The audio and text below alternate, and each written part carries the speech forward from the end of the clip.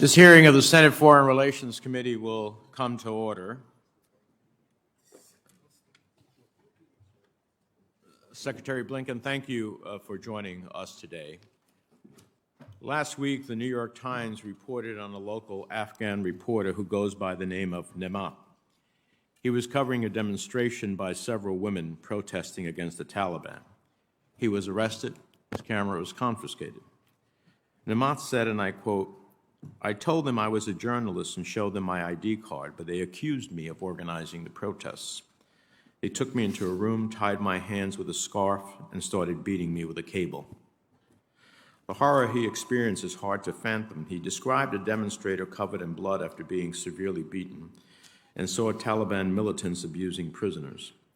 One of Nemat's colleagues said, "They were mocking us and saying, 'You want freedom?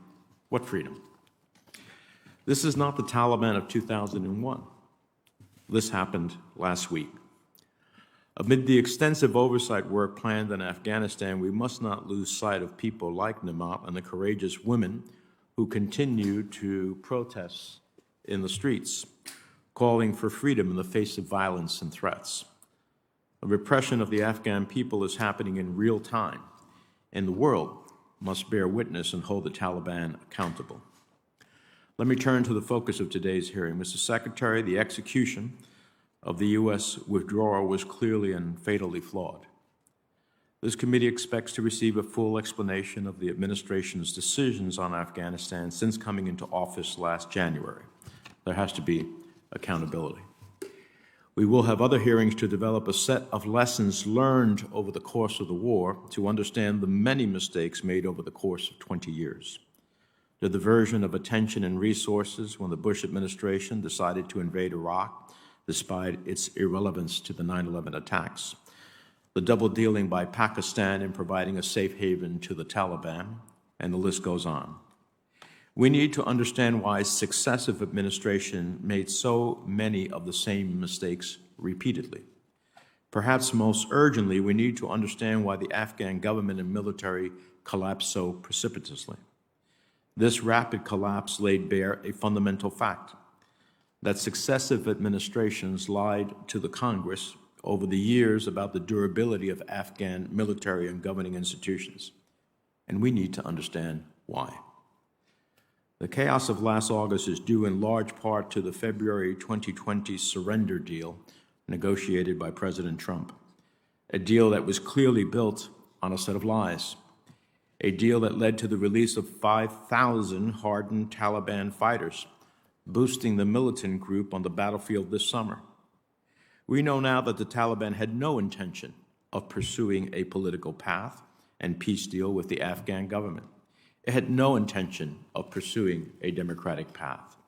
It had no intention of breaking ties with al-Qaeda. And it clearly had no intention of allowing women to have their rightful seat at the table and to participate fully in society. To demand the Taliban abide by its commitments now and expect a different result, I think, is somewhat absurd. The Taliban rules Afghanistan, so we will have to deal with it in some form. But let's not kid ourselves. There is no such thing as a reformed Taliban. This group is woefully stuck in the 14th century with no will to come out. Their concept of political representation and legitimacy is based squarely on the use of violent force and intimidation. The administration says that we should judge the Taliban by their actions, and I agree. And their actions since taking over Afghanistan have been pretty horrifying.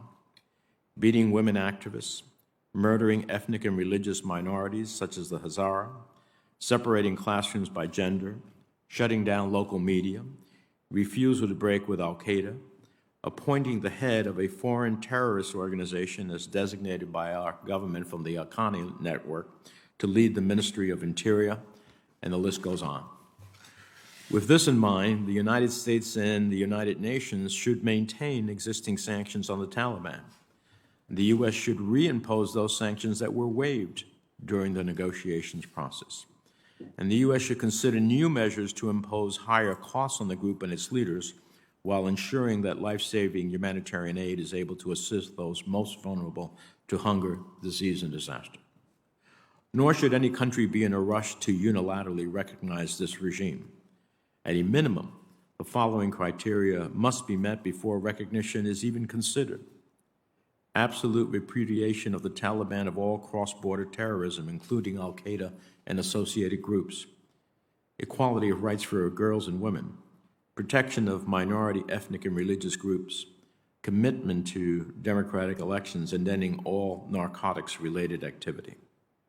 So yes, the Taliban now run Afghanistan, but that does not mean we ever accept their behavior.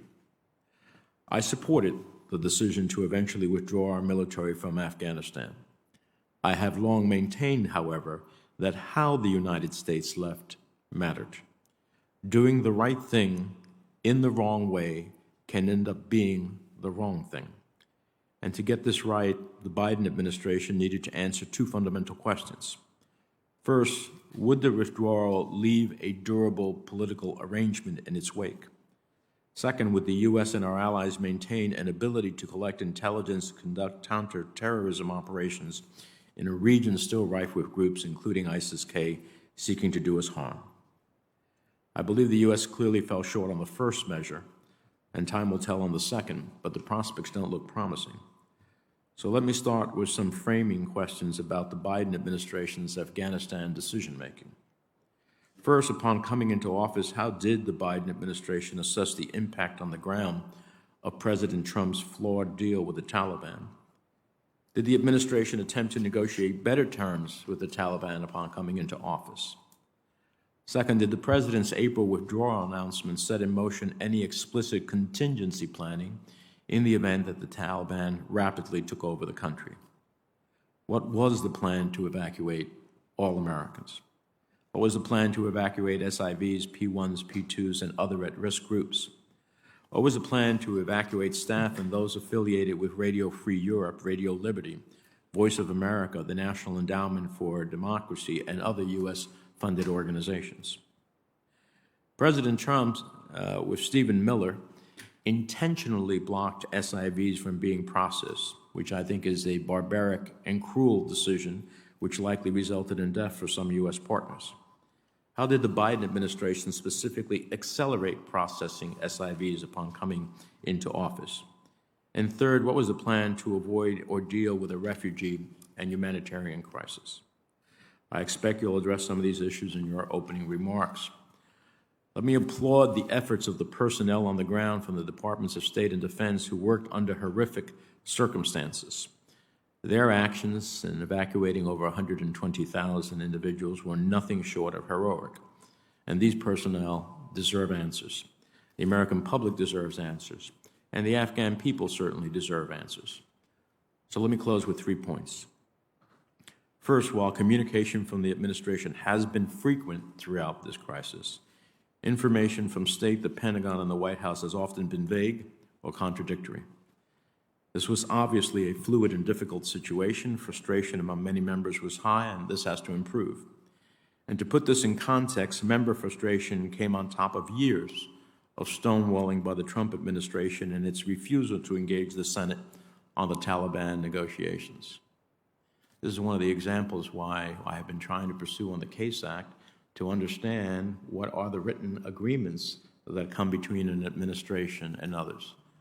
Maybe if we had seen all of the elements of it, we would have been poised in a better position. Second, I'm very disappointed that Secretary Austin declined our request to testify today. A full accounting of the U.S. response to this crisis is not complete without the Pentagon, especially when it comes to understanding the complete collapse of the U.S.-trained and funded Afghan military. His decision not to appear before the committee will affect my personal judgment on Department of Defense nominees.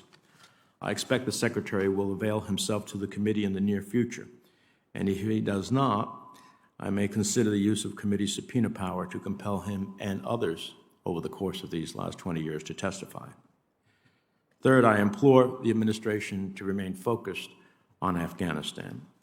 It's critically important that the world bear witness and take action when possible in response to Taliban abuses. Your visit, Mr. Secretary, to Qatar and Germany sent the right message, and I strongly urge sustained attention to Afghanistan in the months and years to come.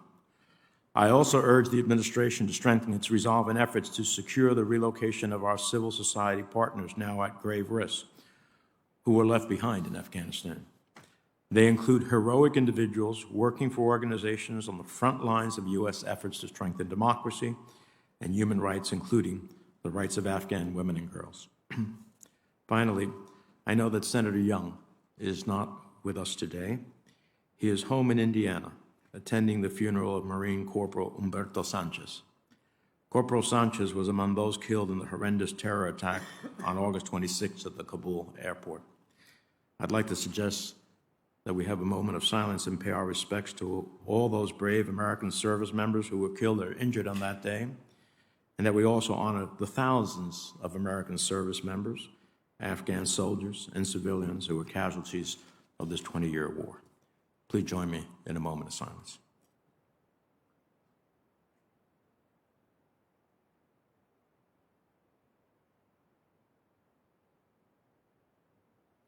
Thank you. With that, let me turn to the distinguished ranking member, Senator Risch, for his opening comments. Thank you very much, Mr. Chairman. Secretary Blinken, good morning and welcome back to our committee. You're doing the right thing testifying here today, and I thank you. However, like the chairman, I am disappointed that some of your colleagues have declined to testify, particularly Secretary Austin. There's questions that we really need to have answered, and it's disheartening that they declined to testify. The debacle in Afghanistan is an interagency failure, and the fact that you're the only one stepping up is disheartening. I agree with the chairman that the withdrawal was a dismal failure. One of the things we need to get to the bottom to is who's responsible for this, who made the decisions. There's real questions right now as to who's making the decisions. We know for a fact that the President of the United States is somewhat disadvantaged here in that someone's calling the shots. He can't even speak without someone in the White House censoring it or signing off on it.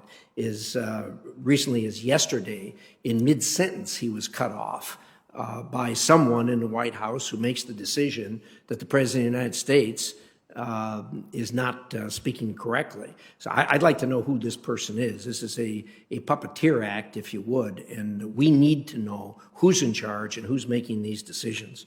And the only way we're going to get that is when we have people like you come in and answer questions. And when we get to question, I'm going to have more questions for you in that regard. Well, I supported a responsible end to the war in Afghanistan. No American thinks we should have left this way. America cannot end war simply by walking away. It is naive to assume our enemies will lay down their arms, leave us alone, and suddenly enshrine human rights if we go home. Indeed, there is a fierce battle of ideas and ambitions on the world stage, and the U.S. cannot remain neutral. However, President Biden presented the American people with a false choice in Afghanistan, and the rushed and embarrassing retreat is a stain on America's credibility that will have implications for years to come. There were other options that could have protected our national security interest, allowed for a more measured reduction in force, and preserved American credibility. I feel this administration is trying to blame the prior administration, and contrary to some that have said that the prior administration started this and is responsible, that's simply not true. The prior administration, when they took steps towards withdrawing from Afghanistan, entered into an agreement that had very, very specific conditions. I was privy to those, so I have personal knowledge of this. In February 2020, agreement was contingent upon the Taliban reducing violence, meeting counterterrorism commitments, and engaging in substantive talks with the Afghan government. These were all very important, and most importantly, it was telegraphed to the Taliban that failure to meet their commitments would be met with grave circumstances for them.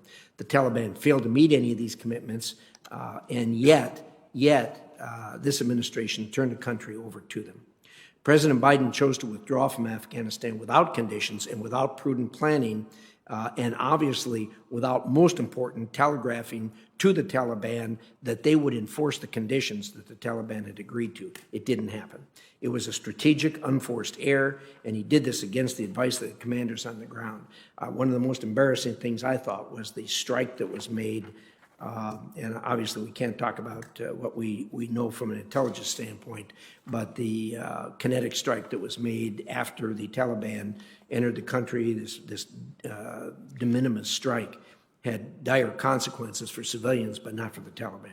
These are facts, and the president's withdrawal led to a Taliban offensive that toppled a democratically elected government, slammed the door on any chance for a final peace agreement, reversed the hard-earned rights of Afghan women and minorities, and will result in a safe haven for terrorists, many of whom wish to attack the United States.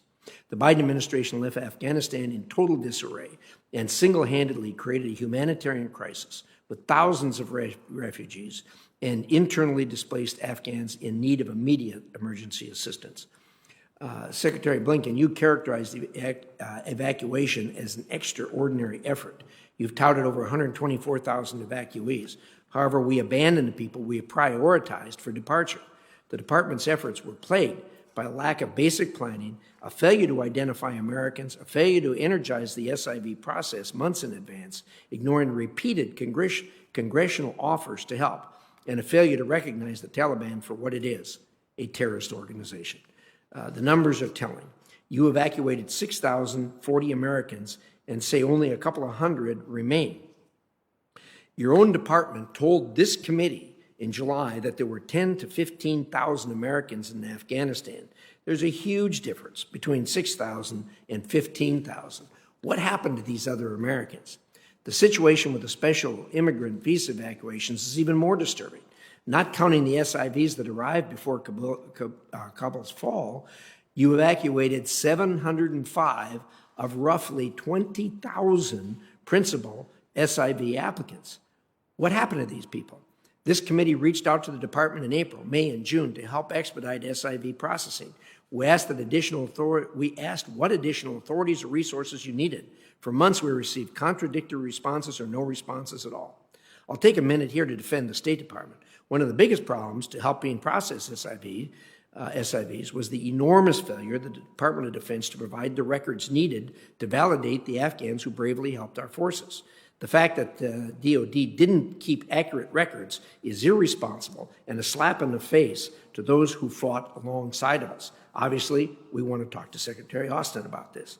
Despite the enormous efforts of our troops and diplomats on the ground, the preventable tragedy that unfolded at the airport in Kabul was a disaster of leadership and of the administration's own making. Not only were you unable to ensure that Americans had access to the airport, many were turned away repeatedly after braving Taliban checkpoints, but Americans outside of Kabul had absolutely no chance of evacuation. Green card holders and SIVs should have been prioritized for access to the airport as well, but there was no mechanism to get inside. It was an informal network of Americans that helped get Americans and Afghans around the bureaucratic wall the administration set up at the airport. It should not have come to that. The administration is paying itself on the back for this evacuation is like an arsonist taking credit for saving people from the burning building he just set on fire.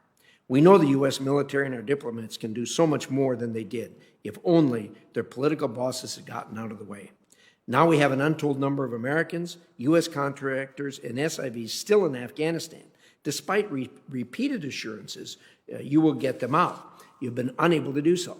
Planes are stranded in northern Afghanistan. Our Voice of America employees and female Afghan students on scholarships have been abandoned, and our SIV applicants are in hiding as Taliban death squads hunt them down.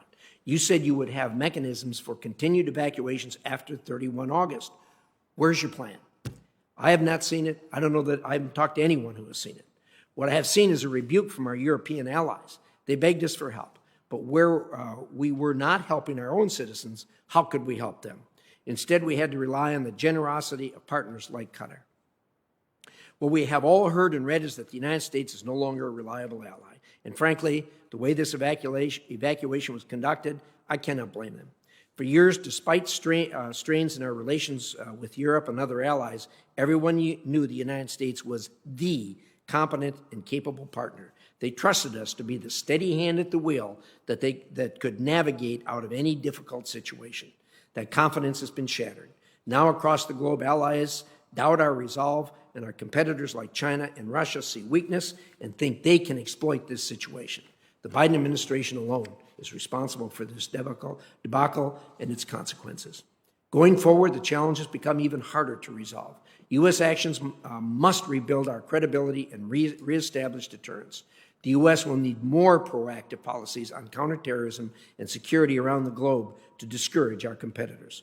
Over the weekend, we marked the 20th anniversary of September the 11th, but we have yet to receive details about how the administration's so-called over-the-horizon counterterrorism plan will succeed. The Taliban's takeover destroyed the basis of that strategy, and despite repeated requests from the Hill, we have yet to receive a single piece of information about the administration's revised counterterrorism plan. Meanwhile, the Taliban continues its relationship with al-Qaeda, and the new interior minister has a $10 million U.S. bounty on his head for killing Americans. Any hope that the Taliban will protect American security is a fatally flawed assumption. You must redouble efforts with Afghanistan's neighbors to reach CT agreements and preserve disappearing intelligence networks. Additionally, any country that offered support to the Taliban in their recent offensive should risk a strategic downgrade in their relationship with the United States. We also must understand Pakistan's role in this entire matter, as the chairman has alluded to. This is a difficult but important situation. I also remain concerned that the administration is rushing to normalize ties with the Taliban government. This must not occur without extensive congressional consultations. Your notification that you intended to restart foreign assistance is deeply, deeply concerning. I suspect there's other members of this committee that are going to speak to that. That's going to be a heavy lift for you. On the security front, the United States spent over $80 billion on Afghan security forces. Many of these funds bypassed the oversight of the State Department in this committee. We now see the consequences of a Department of Defense that operates security cooperation on its own. The Taliban is now one of the best armed terrorist organizations on the planet. We have sent repeated requests for the administration's plan to address the captured equipment. We have yet to receive any response. As Secretary, I would hope you would demand that all DoD assistance programs once again require State Department concurrence. In closing, I'd like to speak directly to our diplomats, our men and women in uniform, our Gold Star families, our humanitarian workers, and our veterans. On behalf of the American people, I'd like to say thank you. The ineptitude of this administration does not tarnish your service. What you did mattered. You served nobly. You stood on the wall and prevented a terrorist attack against the United States for over 20 years at enormous cost to you and your families. America will always be indebted to you. Thank you. Thank you, Senator Rich. Mr. Secretary, the Secretary has agreed to stay with us till each member has an opportunity to answer their questions. As such, and because of the nature of the subject matter, I've agreed that the Secretary has an extended opening statement. With that, Mr. Secretary, you're recognized. Mr. Chairman, thank you very much. Ranking Member Risch, thank you very much. And to all members, I appreciate the opportunity to be with all of you today to discuss our policy on Afghanistan, including where we are, how we got here, and where we're going in the weeks and months ahead. For 20 years, Congress has conducted oversight and provided funding for the mission in Afghanistan. And I know from my own time as a staff member here in this room for then Senator Biden just how invaluable a partner Congress is. As I said when I was nominated, I believe strongly in Congress's traditional role as a partner in foreign policy making. I'm committed to working with you on the path forward in Afghanistan and to advance the interests of the American people. On this 20th anniversary of 9/11, as we honor nearly 3,000 men, women, and children who lost their lives, we are reminded of why we went to Afghanistan in the first place, to bring justice to those who attacked us and to ensure it would never happen again. We achieved those objectives a long time ago. Osama bin Laden was killed in 2011. Al-Qaeda's capabilities were degraded significantly, including its ability to plan and conduct external operations. After 20 years, 2,461 American lives lost, 20,000 injuries, $2 trillion spent. It was time to end America's longest war. When President Biden took office in January, he inherited an agreement that his predecessor had reached with the Taliban to remove all remaining U.S. forces from Afghanistan by May 1st of this year. As part of that agreement, the previous administration pressed the Afghan government to release 5,000 Taliban prisoners, including some top war commanders. Meanwhile, it reduced our own force presence to 2,500 troops. In return, the Taliban agreed to stop attacking U.S. and partner forces and to refrain from threatening Afghanistan's major cities. But the Taliban continued its relentless march on remote outposts, checkpoints, villages, and districts, as well as some of the major roads connecting the cities. By January of 2021, the Taliban was in its strongest military position since 9/11, and we had the smallest number of U.S. forces in Afghanistan since 2001. As a result, upon taking office, President Biden immediately faced the choice between ending the war or escalating it. Had he not followed through on his predecessor's commitment, attacks on our forces and those of our allies would have resumed, and the Taliban's nationwide assault on Afghanistan's major cities would have commenced. That would have required sending substantially more U.S. forces into Afghanistan to defend ourselves and to prevent a Taliban takeover, taking casualties, and with at best the prospect of restoring a stalemate and remaining stuck in Afghanistan under fire indefinitely. There's no evidence that staying longer would have made the Afghan security forces or the Afghan government any more resilient or self-sustaining. If 20 years, hundreds of billions of dollars in support, equipment, training did not suffice, why would another year, another 5, another 10? Conversely, there is nothing that strategic competitors like China and Russia, or adversaries like Iran and North Korea, would have liked more than for the United States to re-up a 20-year war and remain bogged down in Afghanistan for another decade. In advance of the President's decision, I was in constant contact with our allies and partners to hear their views and factor them into our thinking. When the President announced the withdrawal, NATO immediately and unanimously embraced it. We all set to work, together, on the drawdown. Similarly, we were intensely focused on the safety of Americans in Afghanistan. In March, we began urging them to leave the country. In total, between March and August, we sent 19 specific messages with that warning, as well as offers of help, including financial assistance to pay for plane tickets. Despite this effort, at the time the evacuation began, there were still thousands of Americans in Afghanistan, almost all of whom were evacuated by August 31st. Many were dual citizens living in Afghanistan for years, decades, generations. Deciding whether or not to leave the place that they know as home is a wrenching decision. In April, we began drawing down our embassy, ordering non-essential personnel to depart. We also used this time to significantly speed up the processing of special immigrant visas for Afghans who worked for us. When we took office, we inherited a program with a 14-step process based on a statutory framework enacted by Congress involving multiple agencies and a backlog of more than 17,000 SIV applicants. There had not been a single SIV applicant interview in Kabul in 9 months, going back to March of 2020.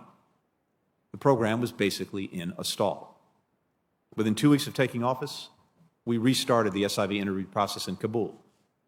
On February 4th, one of the first executive orders issued by President Biden directed us to immediately review the SIV program, to identify causes of undue delay, and find ways to process SIV applications more quickly. This spring, I directed significant additional resources to the program, expanding the team of people in Washington processing applications from 10 to 50, doubling the number of SIV adjudicators in Kabul in our embassy there. Even as many embassy personnel began to return under ordered departure, we sent more consular officers to Kabul to process SIV applications.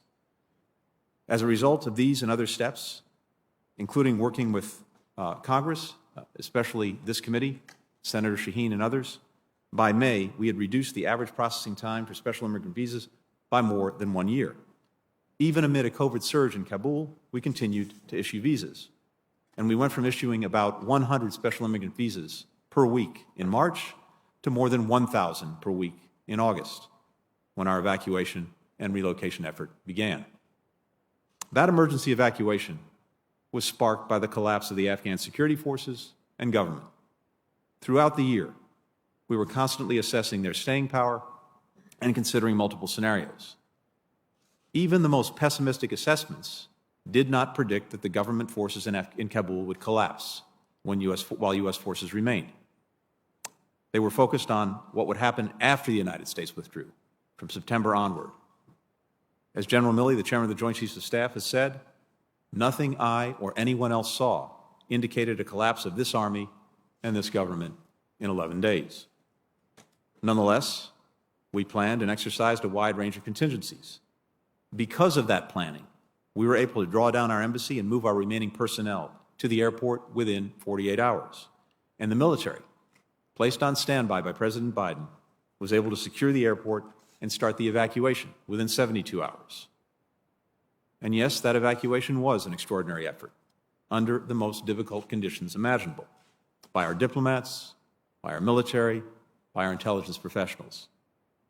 They worked around the clock to get American citizens, Afghans who helped us, citizens of our allies and partners, and at-risk Afghans on planes out of the country, off to the United States or to transit locations that our diplomats had arranged or negotiated in multiple countries.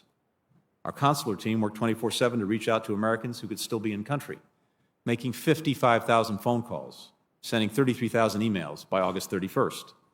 And they're still at it. In the midst of this heroic effort, an ISIS-K attack killed 13 service members working the gates at H-Kaya, wounded 20 others, killed and wounded scores of Afghans. Our service members gave their lives so that others can continue to live theirs. In the end, we completed one of the biggest airlifts in history, with 124,000 people evacuated to safety. And on August 31st, in Kabul, the military mission in Afghanistan officially ended, and a new diplomatic mission began. I want to acknowledge the more than 24 countries that have helped with the relocation effort, some serving as transit hubs, some welcoming Afghan evacuees for longer periods of time. And as the 9/11 report suggested, it is essential that we accelerate the appointment process for national security officials, since a catastrophic attack could occur with little or no notice. Today, there are nearly 80 State Department nominees pending before the Senate.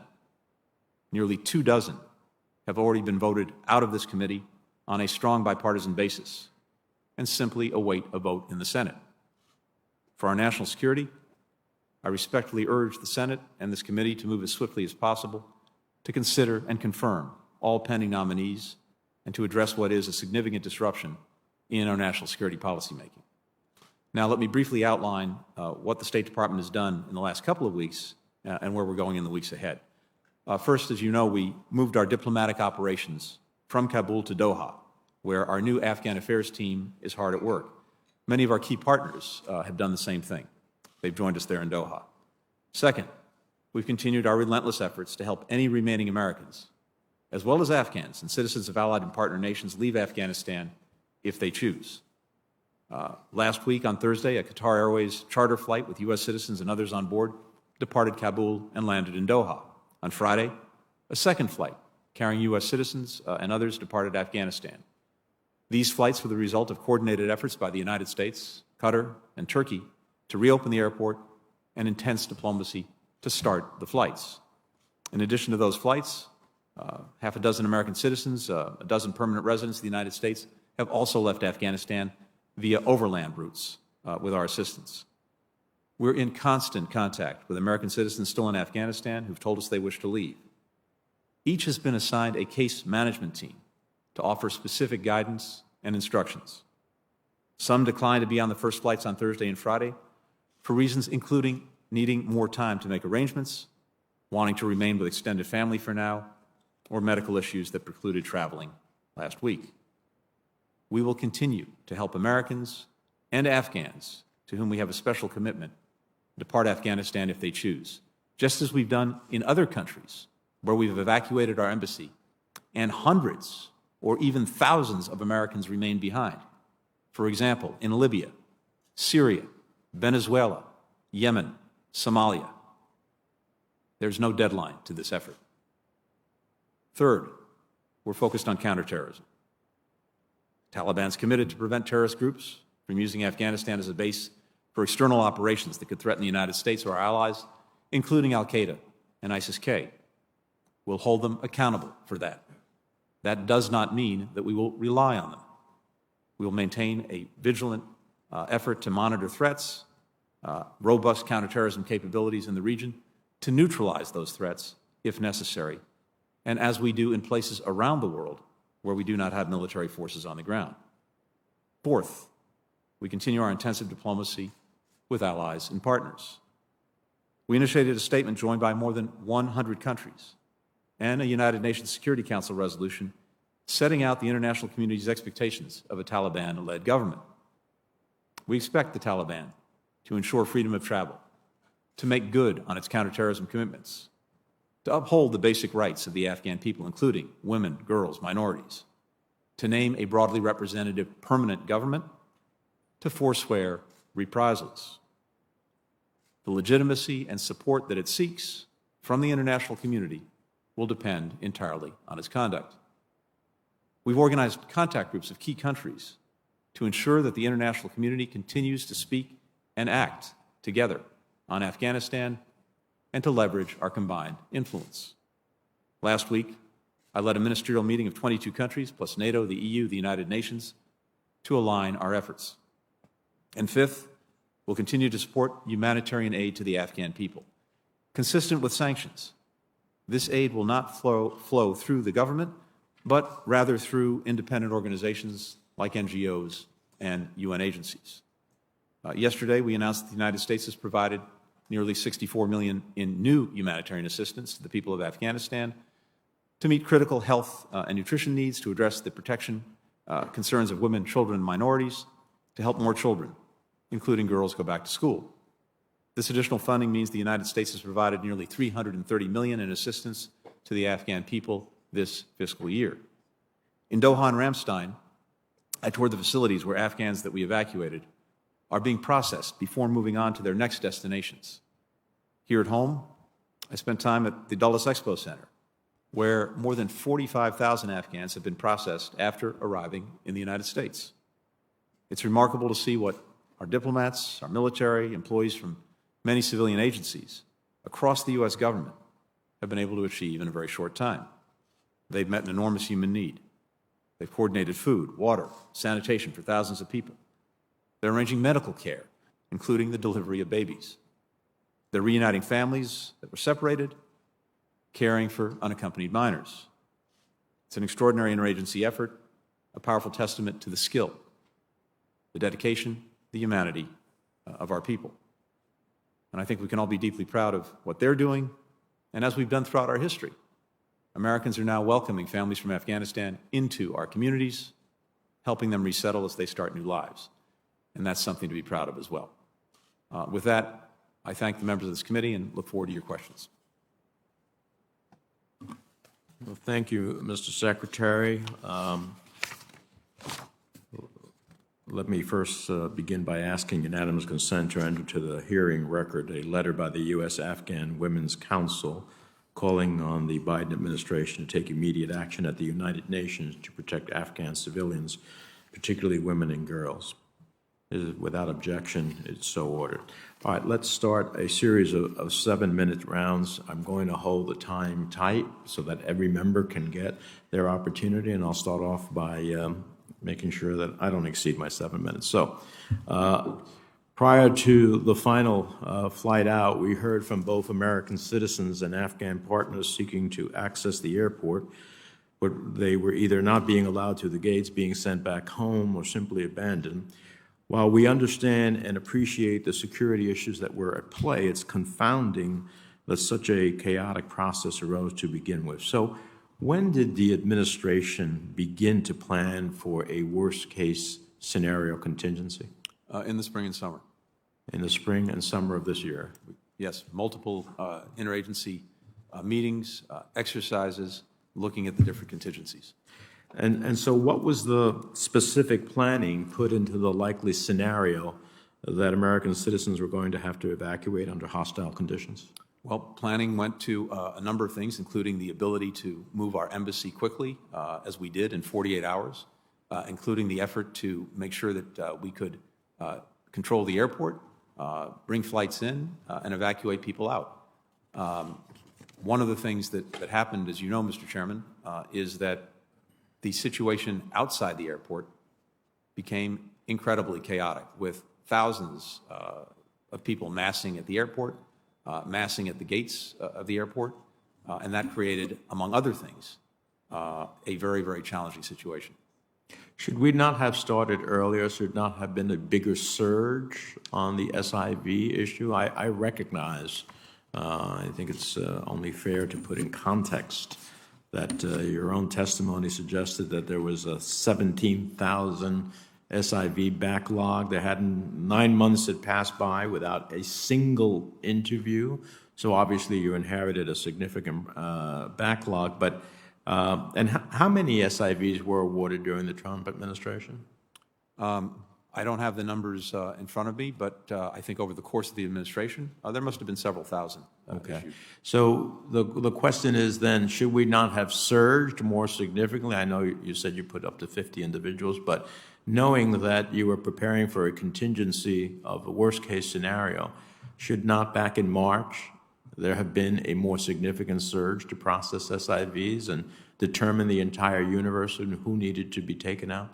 Well, I believe we did surge those resources. As I said, we quadrupled the number of people in Washington doing processing of SIVs, and this is at a critical stage in the processing. As I think many members know, the most important stage in many ways is the so-called chief of mission approval. That's the stage at which SIV applicants are actually deemed eligible under the criteria established by Congress for the program.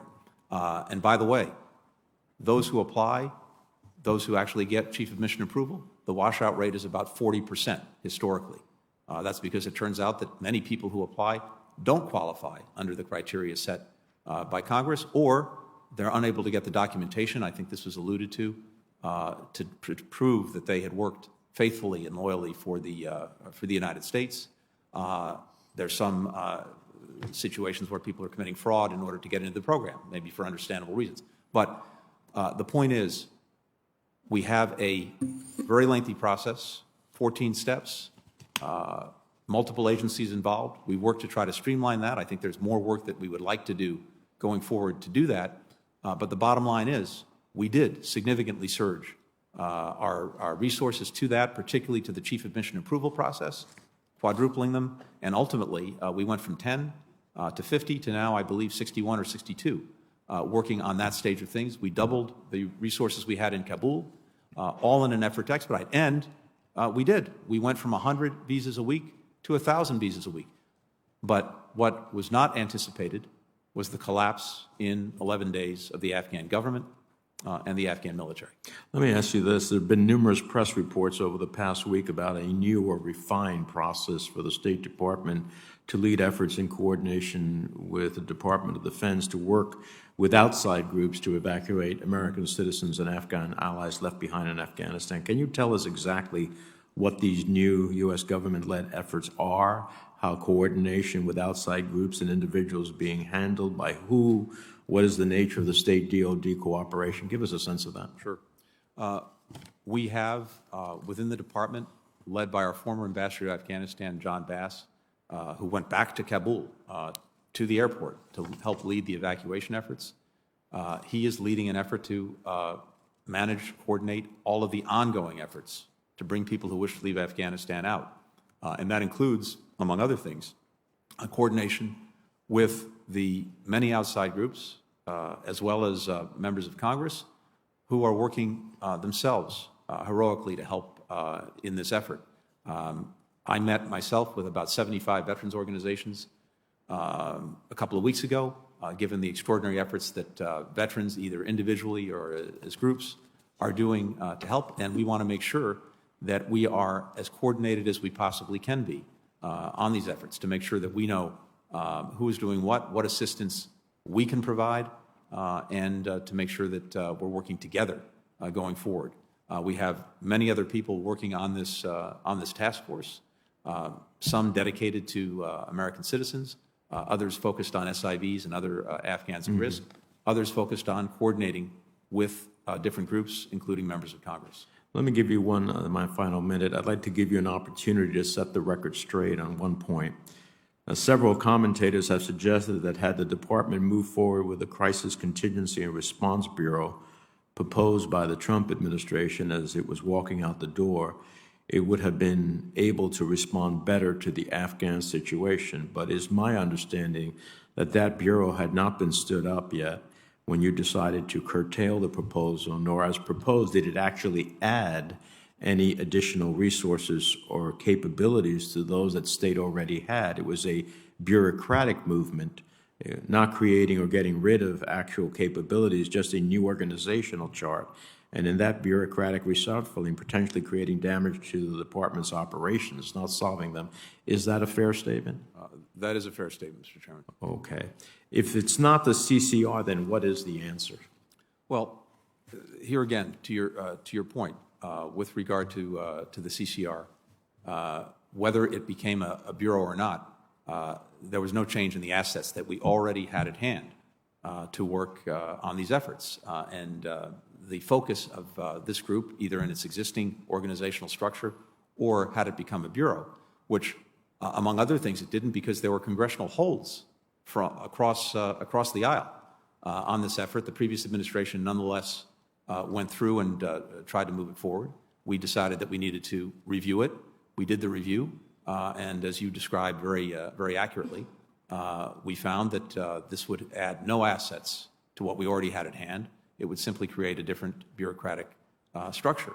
But having said that, again, this is something designed primarily for individual extractions, medical emergencies. These men and women who are part of our operational medical unit are remarkable and do incredible work, but not the kind of work that would have been applicable to the large evacuation that we had to conduct in Afghanistan.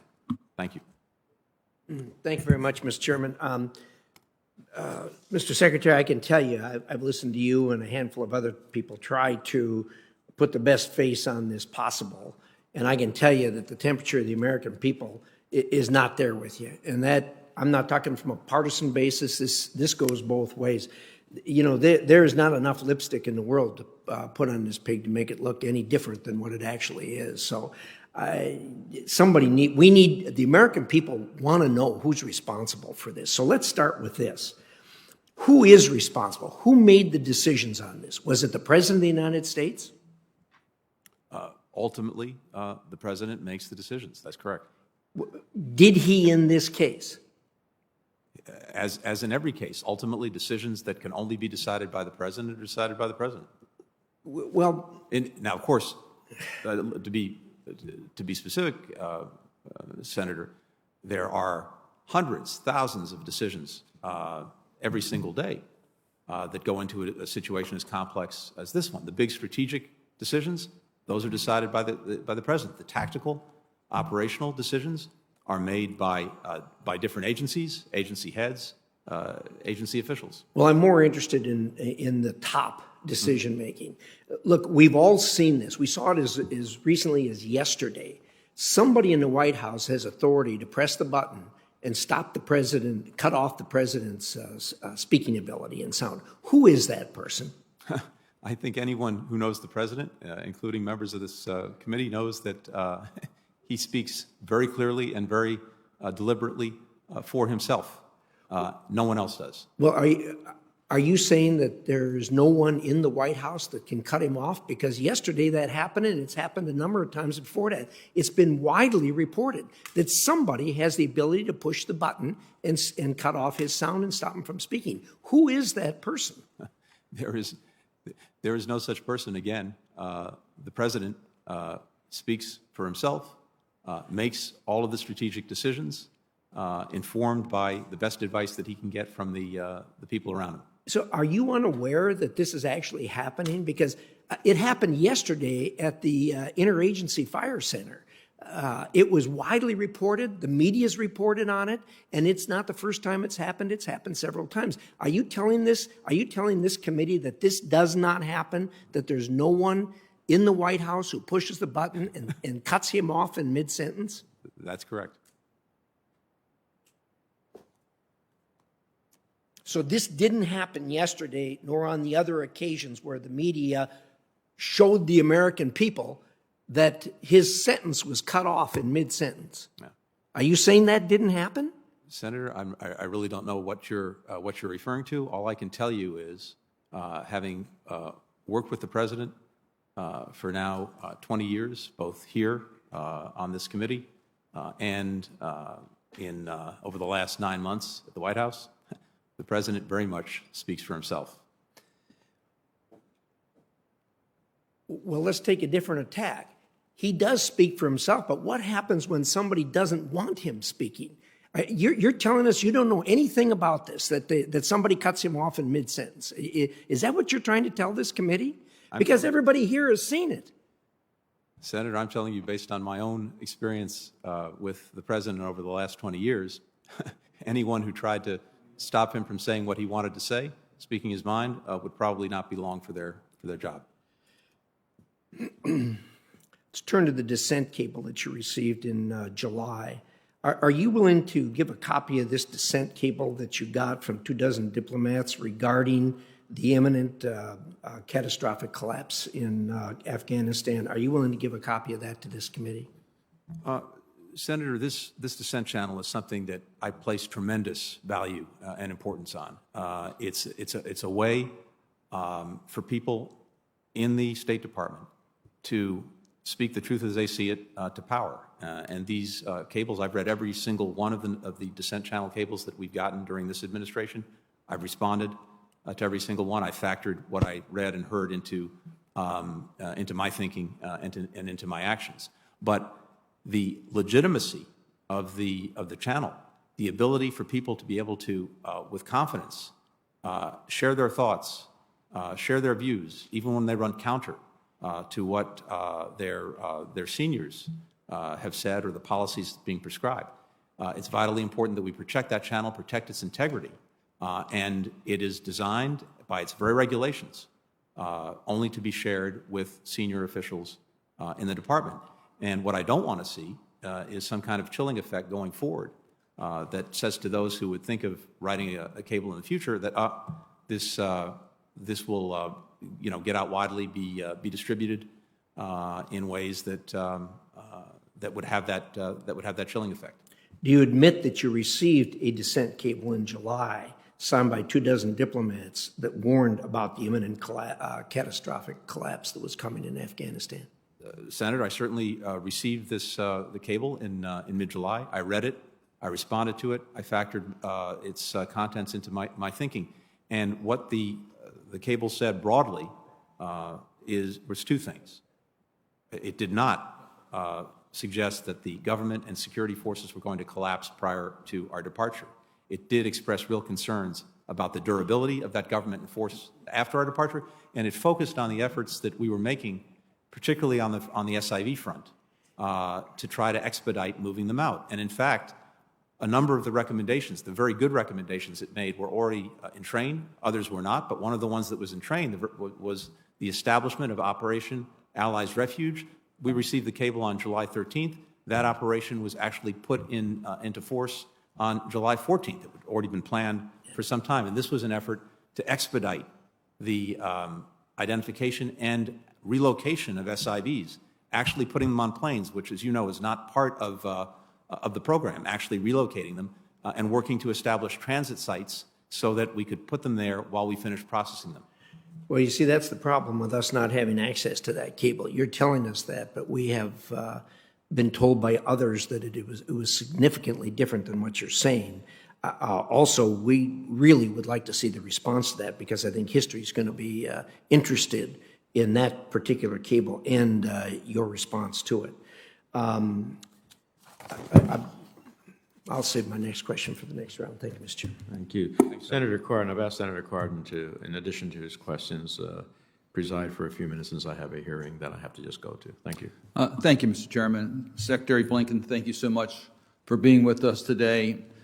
And thank you during the Afghan evacuations for almost the daily briefings you had for all members of the United States Senate and keeping us totally informed as to the events unfolding. I contrast that to what happened during the Trump years, where we were not kept informed at all about the negotiations between the Trump administration and the Taliban, that we had no briefings or information at all in regards to the summit meetings between the United States and North Korea, or the United States and Russia, where our committee could not conduct the oversight that is so important, as you have pointed out, working with the executive branch in a check and balance for the unity of our country. So I thank you very much for the way that you have kept us engaged and informed as decisions have been made. As you pointed out, the Biden administration was dealt a very difficult hand on the withdrawal from Afghanistan. We all recognized we needed to withdraw. The options were extremely limited. The mistakes made by previous administrations, we've talked about it, but I think we need to understand that many of us did not support the 2002 campaign to go into Iraq. And one of those reasons was that we wanted to complete the mission in Afghanistan when we had a chance to do it when the Taliban was diminished after our military came in after the attack on our country. But instead, we went into Iraq, which was not engaged in the 9/11 activities, and we never finished Afghanistan, a mistake made by the Bush administration. Now, we've already talked about the Trump administration and setting a deadline and releasing prisoners and moving forward with the reduction of troops when there was really very little options that the administration had. It doesn't negate the information that was made available to you about the strength of the Afghan security forces and the Ghani administration's will to stick with it in Afghanistan. And I think many of us are interested in knowing how intelligence got that so wrong.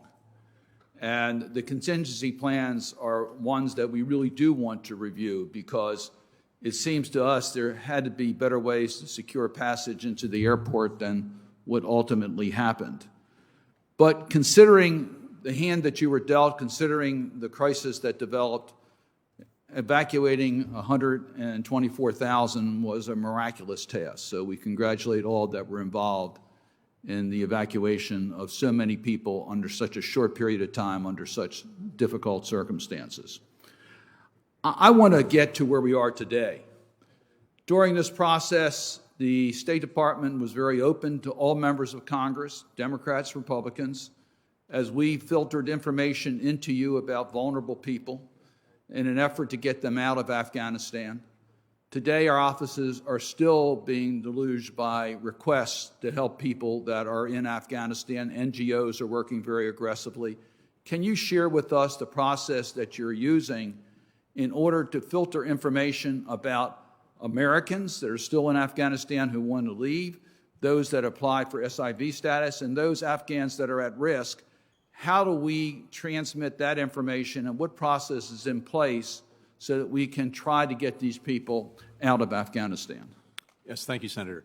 As I noted, we've established a task force focused entirely on relocation to help those who wish to leave Afghanistan, whether they're any remaining American citizens, whether it's SIV applicants, whether it's Afghans at risk, whether it's the nationals of partner countries, get out.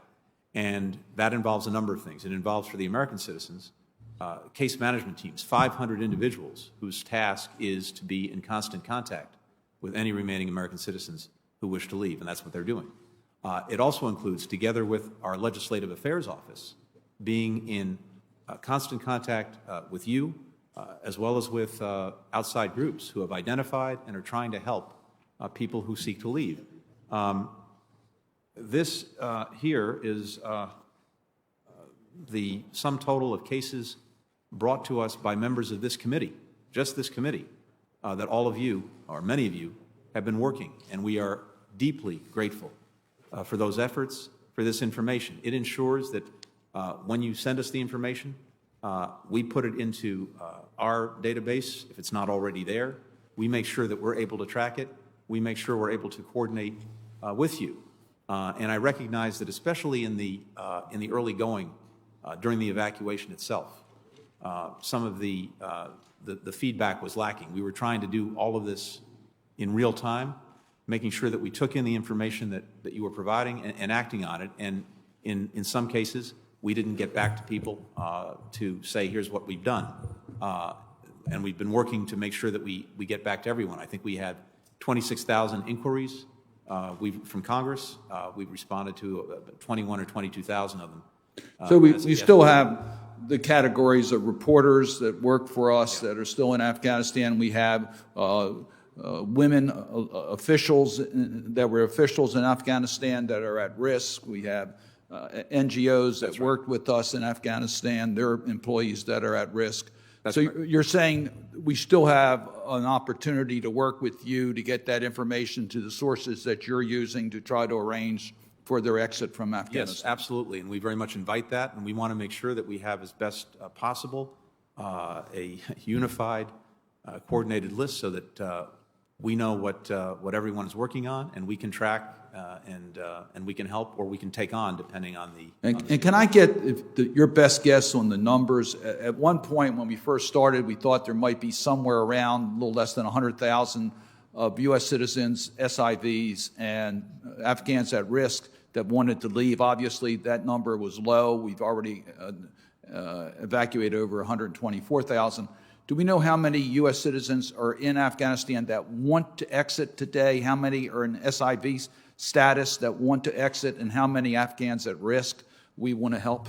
On the American citizens who wish to leave, the number is about 100. And it's very hard to give a real-time number at any given moment because it's very fluid, by which I mean this. Some people, and we're in direct contact with this group.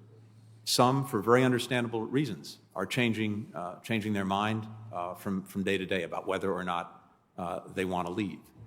Others continue, even now, to raise their hands and say, I'm an American citizen in Afghanistan, someone who had not identified themselves before. And again, I think as all of you know very, very well, we do not require as a country our citizens to register or identify themselves to our embassies in any country in the world when they travel there or if they reside there. And do you have the numbers for SIV and for? So the SIV numbers, that we're tabulating right now because we're trying to account for everyone who has come in. Some people remain in transit countries.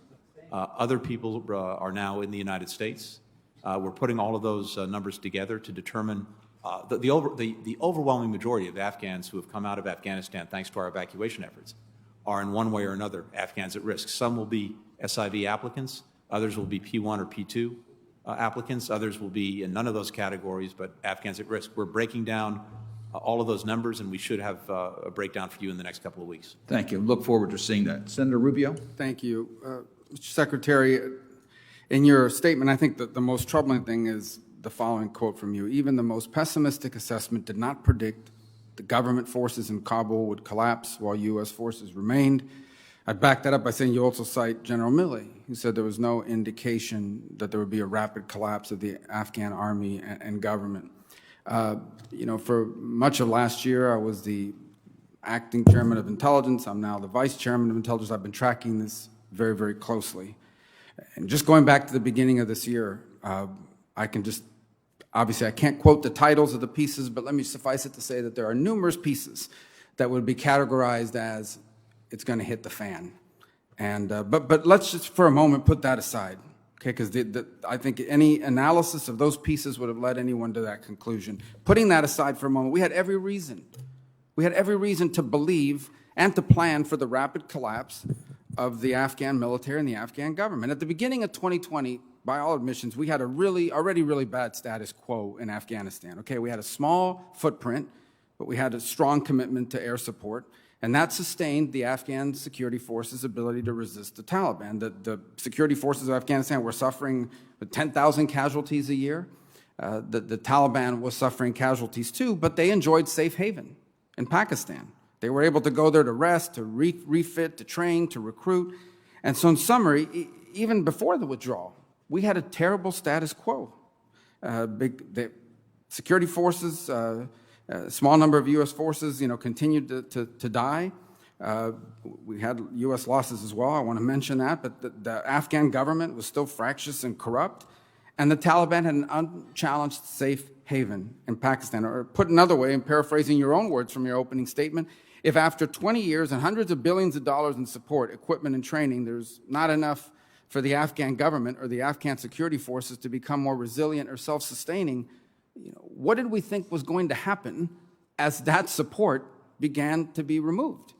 What did we think was going to happen when that terrible status quo was changed? It doesn't take some exquisite piece of intelligence or some brilliant analysis to conclude that if you radically change an already bad status quo, by removing U.S. and NATO forces, by ending enablers and air support, the status quo was going to collapse in favor of the Taliban.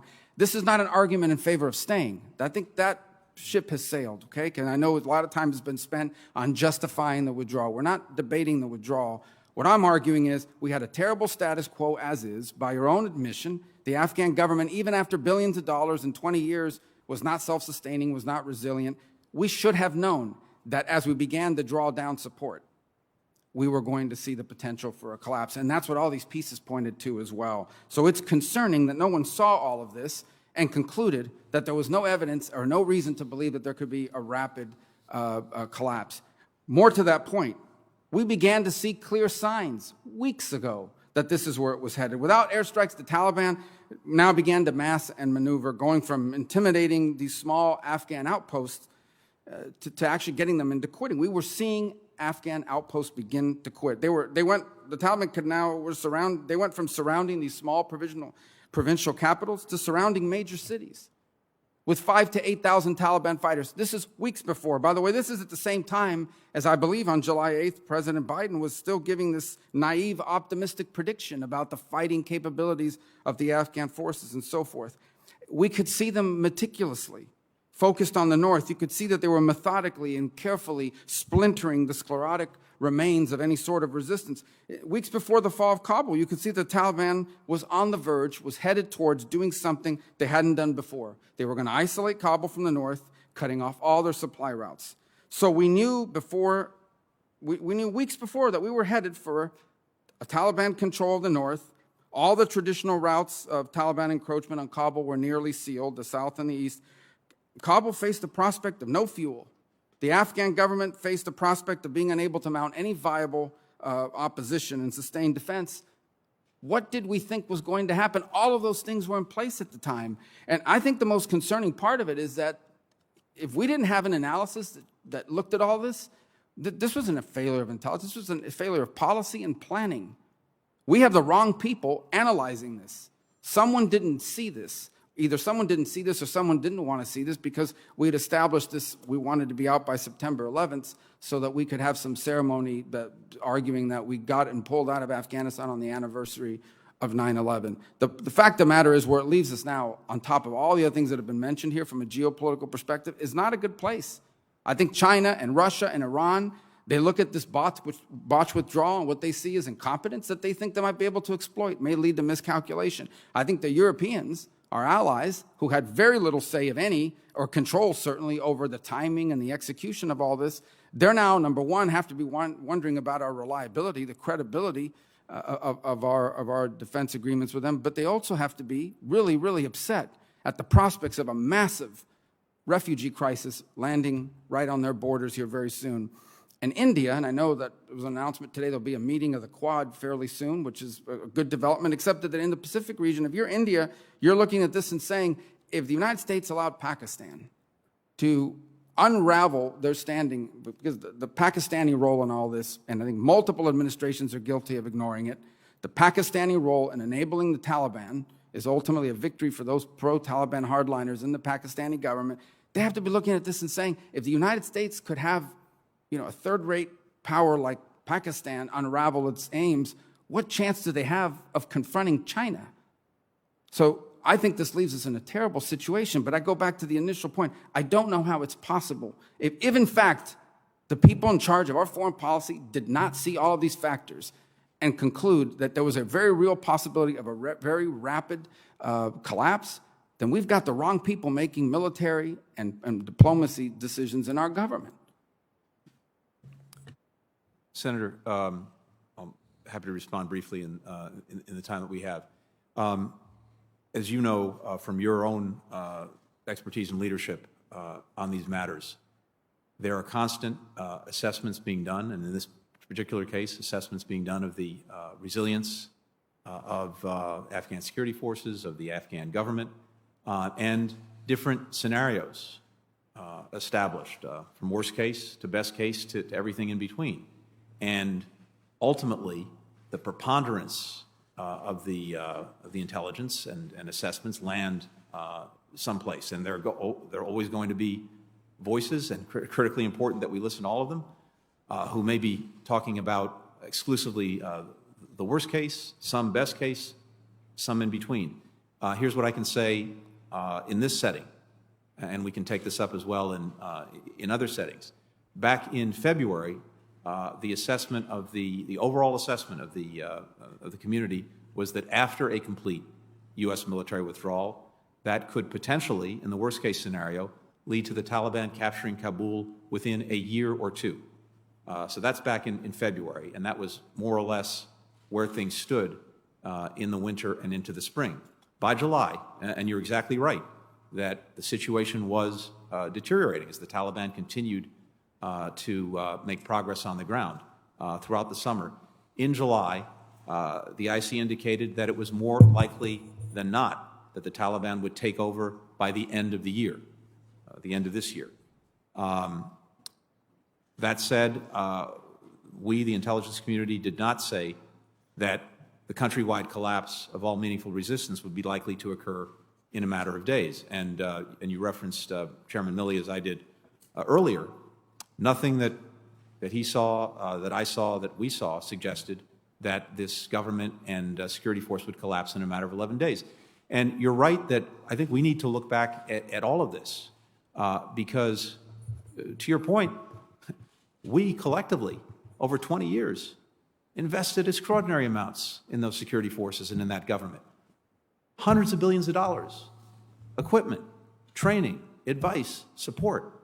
And based on that, as well as based on what we were looking at real time, again, we did not see this collapse in a matter of 11 days. But I think it is important that we go back and look at all of this.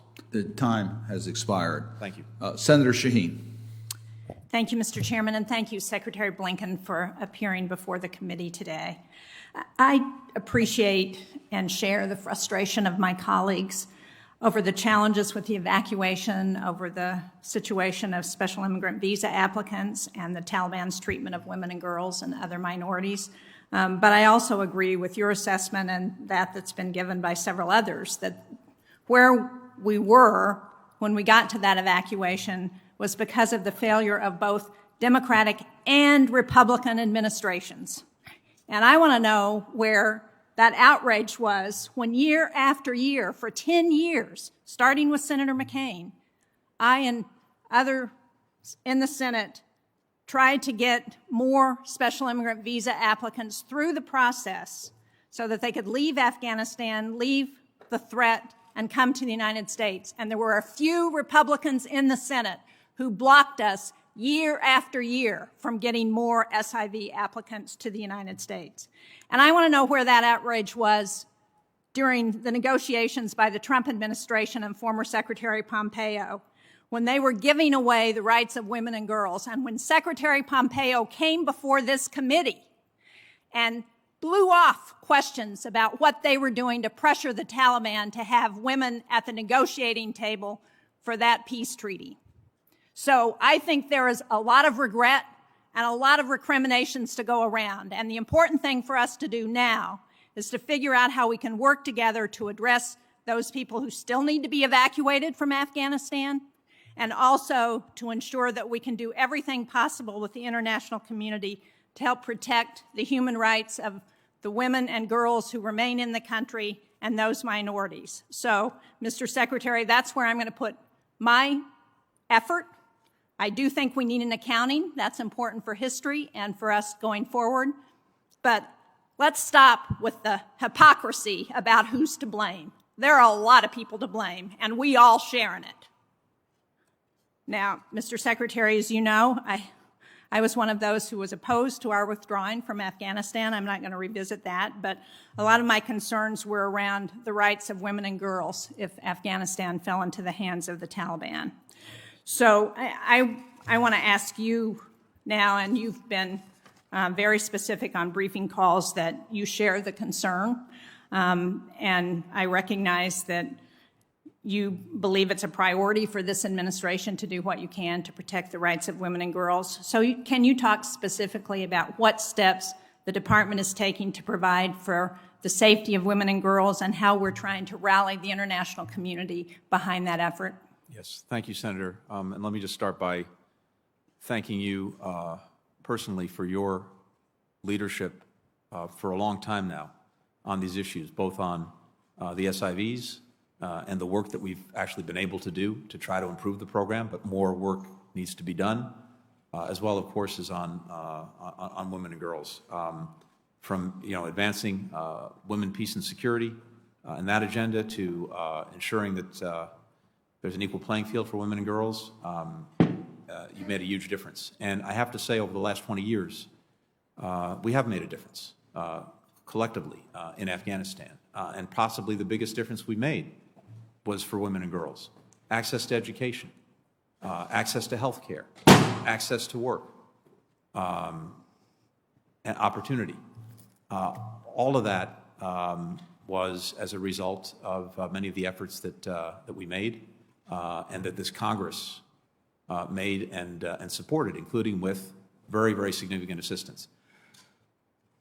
This is hard.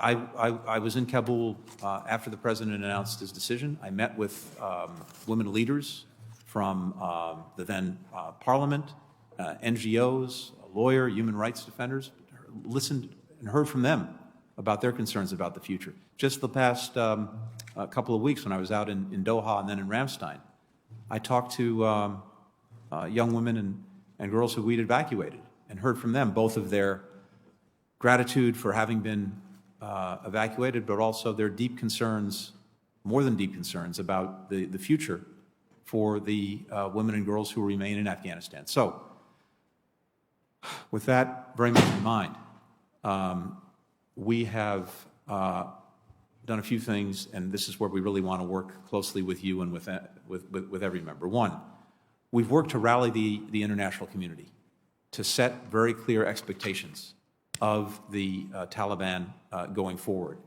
to include the expectation that it will uphold the basic rights of women and girls as well as minorities.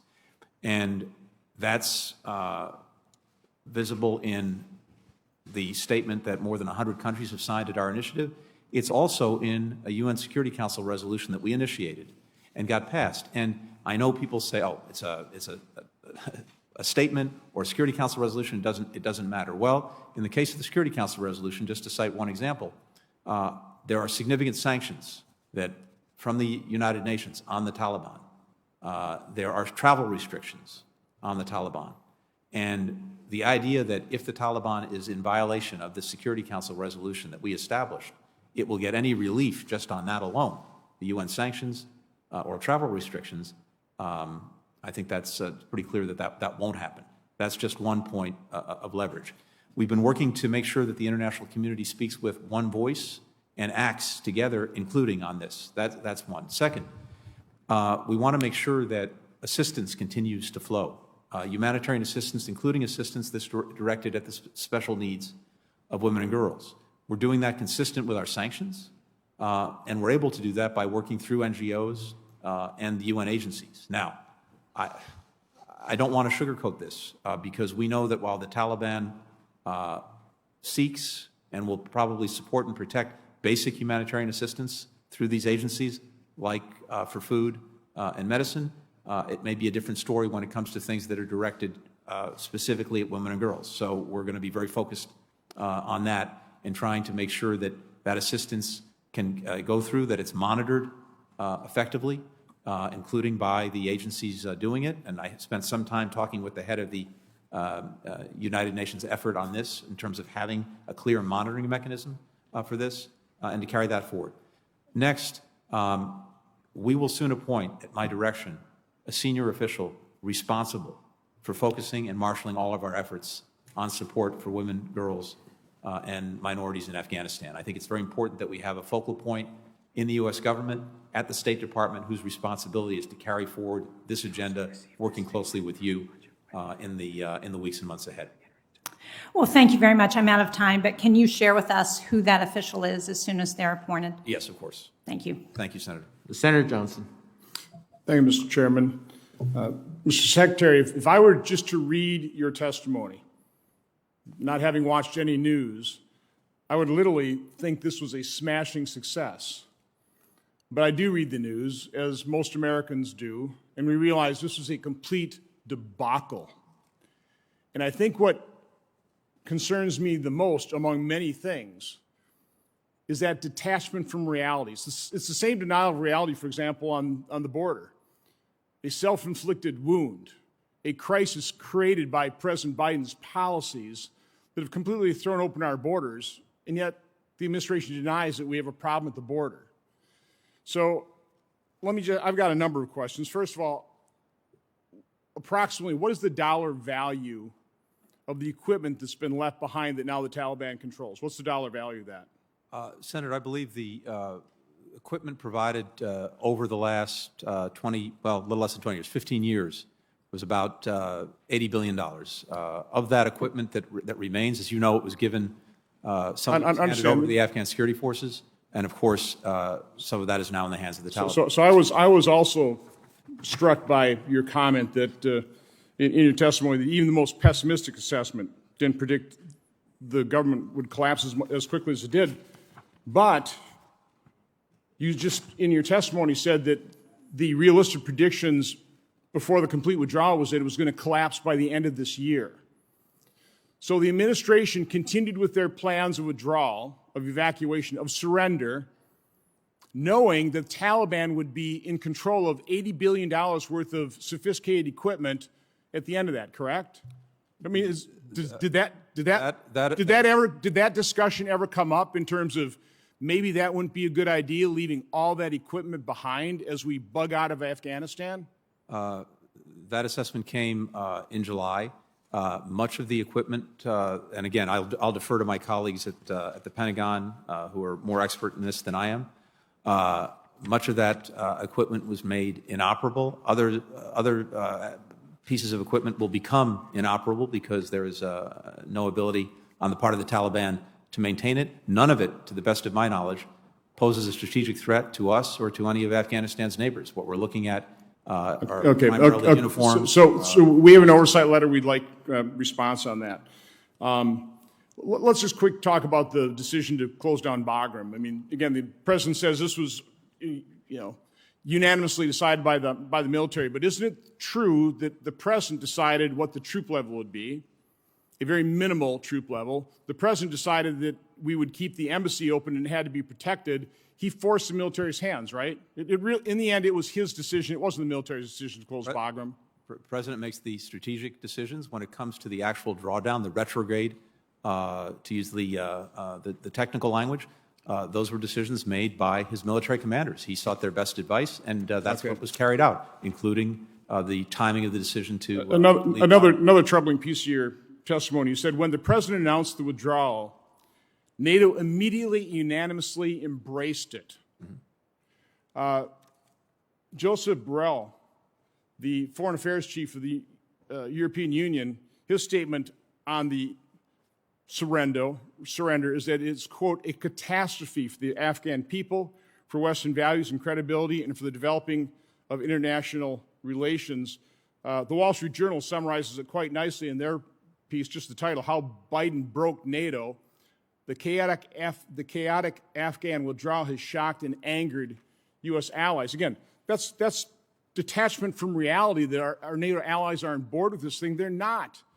That's not what we're hearing. Senator, I went to NATO well before the President's decision, along with Secretary of Defense Austin, and spent the day with all of our NATO allies listening to them, their views, their prescriptions, their ideas for what we should do moving forward in Afghanistan. I shared some of our initial thinking at that point. We factored in everything we heard from our allies into our own decision-making process. When the President just like you planned for every contingency. Okay, I got it. If I could just continue. But now, listen, it's bureaucratic speak. I have some questions. So, again, my concern is the detachment from reality. So, as we've surrendered, as we're evacuating, as we're bugging out, we're hearing all these soothing comments from the administration. This is, almost like a well-oiled machine here. We've got, flights just leaving and 124,000 people being evacuated. We heard something completely different. So tell me what is wrong about what I had heard. First of all, prior to the Taliban providing perimeter security, there was no security, and basically tens of thousands of Afghanis flooded into the Kabul airport, correct? There was perimeter security around the airport established. But we literally had tens of thousands of people. We did not know who these people were. It wasn't like people we invited in that were special immigrant visa holders, correct? We did not control the city. We controlled the airport. Sorry if you. But again, so we had tens of thousands of people in Kabul airport. The reports we were getting on the ground is many had no form of ID whatsoever. When I went to Fort McCoy, I asked the commanding general. Again, every contingency planned for. I asked the commanding general, when did you first find out that your mission would be as an intake facility for the Afghanistan refugees? He said 10 days ago. I asked the commanding general, I asked the representative from the Department of State, as well as from the Department of Homeland Security, do we know that every refugee that you've received so far, and there's only 1,000 at that point in time, do we know that they at least have some form of ID? And we didn't. We're hearing all these assurances that we're getting biometrically screened, a 14-step plan. I asked the head of Northern Command, he's at Fort McCoy, describe those steps to me. What do we screen them against? I mean, are ISIS terrorists, are Al-Qaeda terrorists, have we biometrically screened them in the past so that we can compare them to a database? What is that 14-step process in detail? Not just 14 steps. Tell me, describe to us in detail, how are we keeping this nation safe from such a chaotic situation?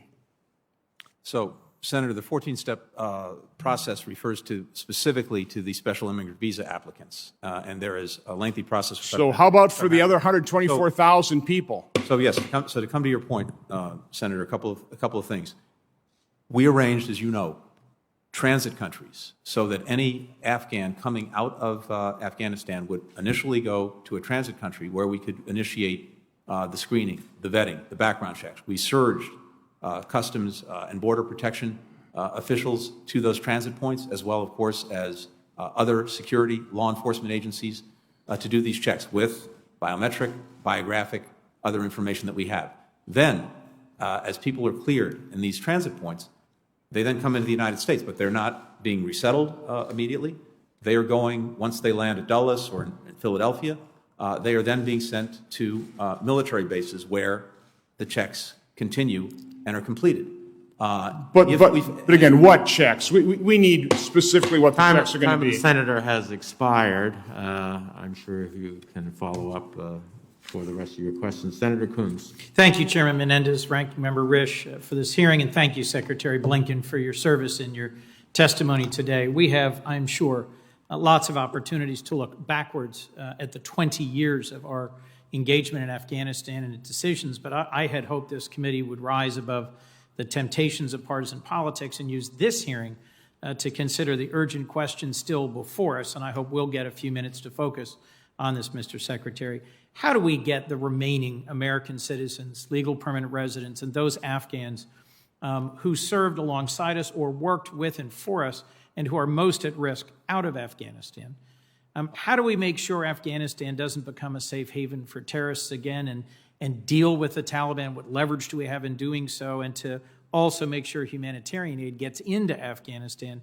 And most urgently, how do we support and resettle those Afghan refugees whom we've evacuated to third countries and that much smaller population that has reached the United States? So let me just start with my thanks to the State Department, to the employees in Kabul and Qatar, and the DC-based task force that's worked with the evacuation and repatriation of Americans and Afghans, and to the many Delawareans and Americans whom I've heard from, former military, folks who served in Afghanistan, former diplomats and development professionals eager to help. And I look forward to continuing to coordinate with you and with agencies of our government, advocacy groups, and other partners on resettlement efforts. I'm glad that the former governor of Delaware, Jack Markell, has been asked to step forward and help coordinate this resettlement effort.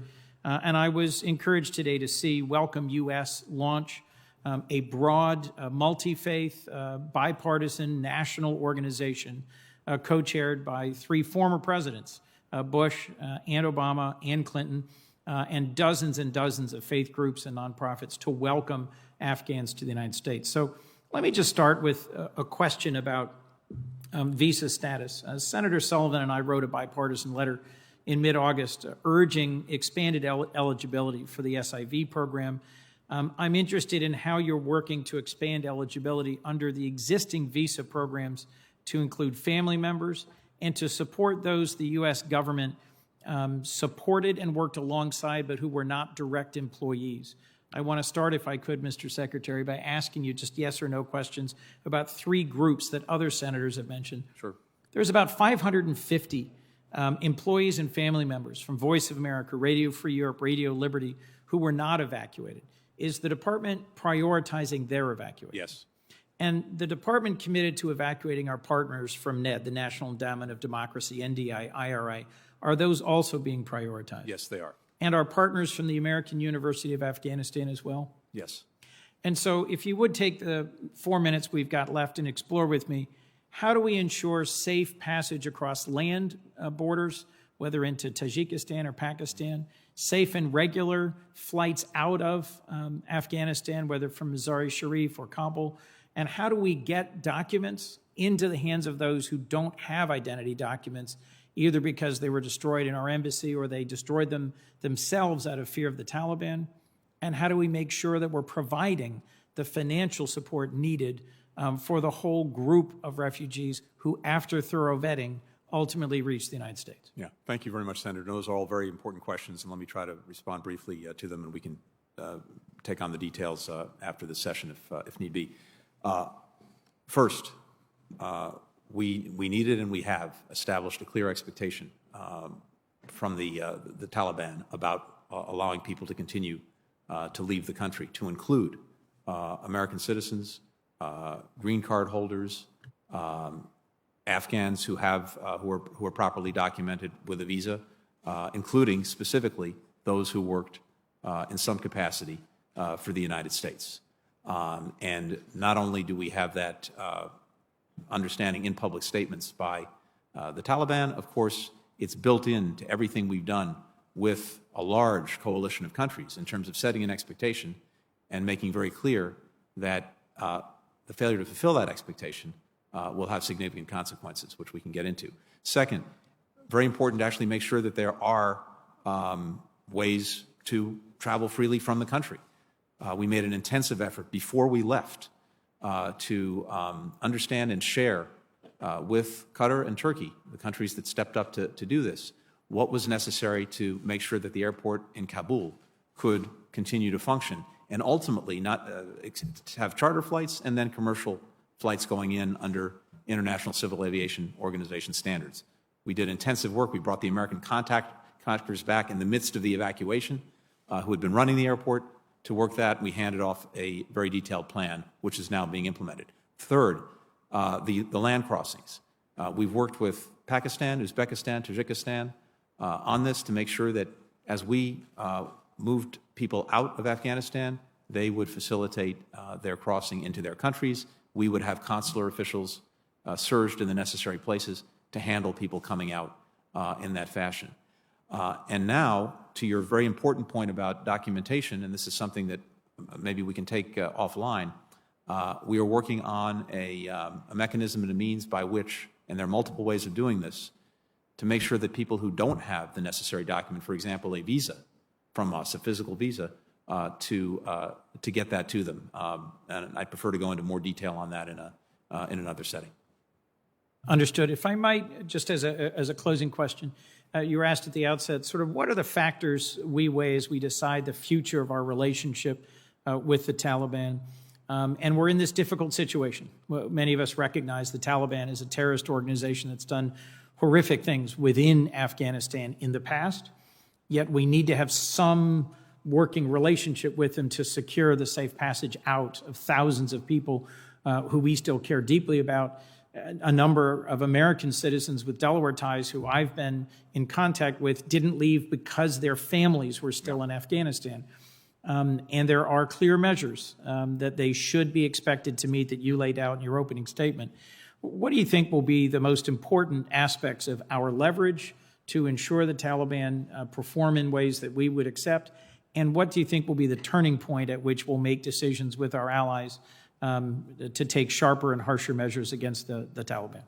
So simply put, the nature of the relationship that the Taliban would have with us or most other countries around the world will depend entirely on its conduct and actions, specifically with regard to freedom of travel, as well as to making good on its counterterrorism commitments, upholding basic rights of the Afghan people, not engaging in reprisals, et cetera. These are the things that not only we, but countries around the world are looking at. And there is, I think, significant leverage that we and other countries hold when it comes to things that the Taliban says it wants, but won't get if it does not act in a way that meets these expectations. For example, we talked a little bit before about the existing UN sanctions on the Taliban.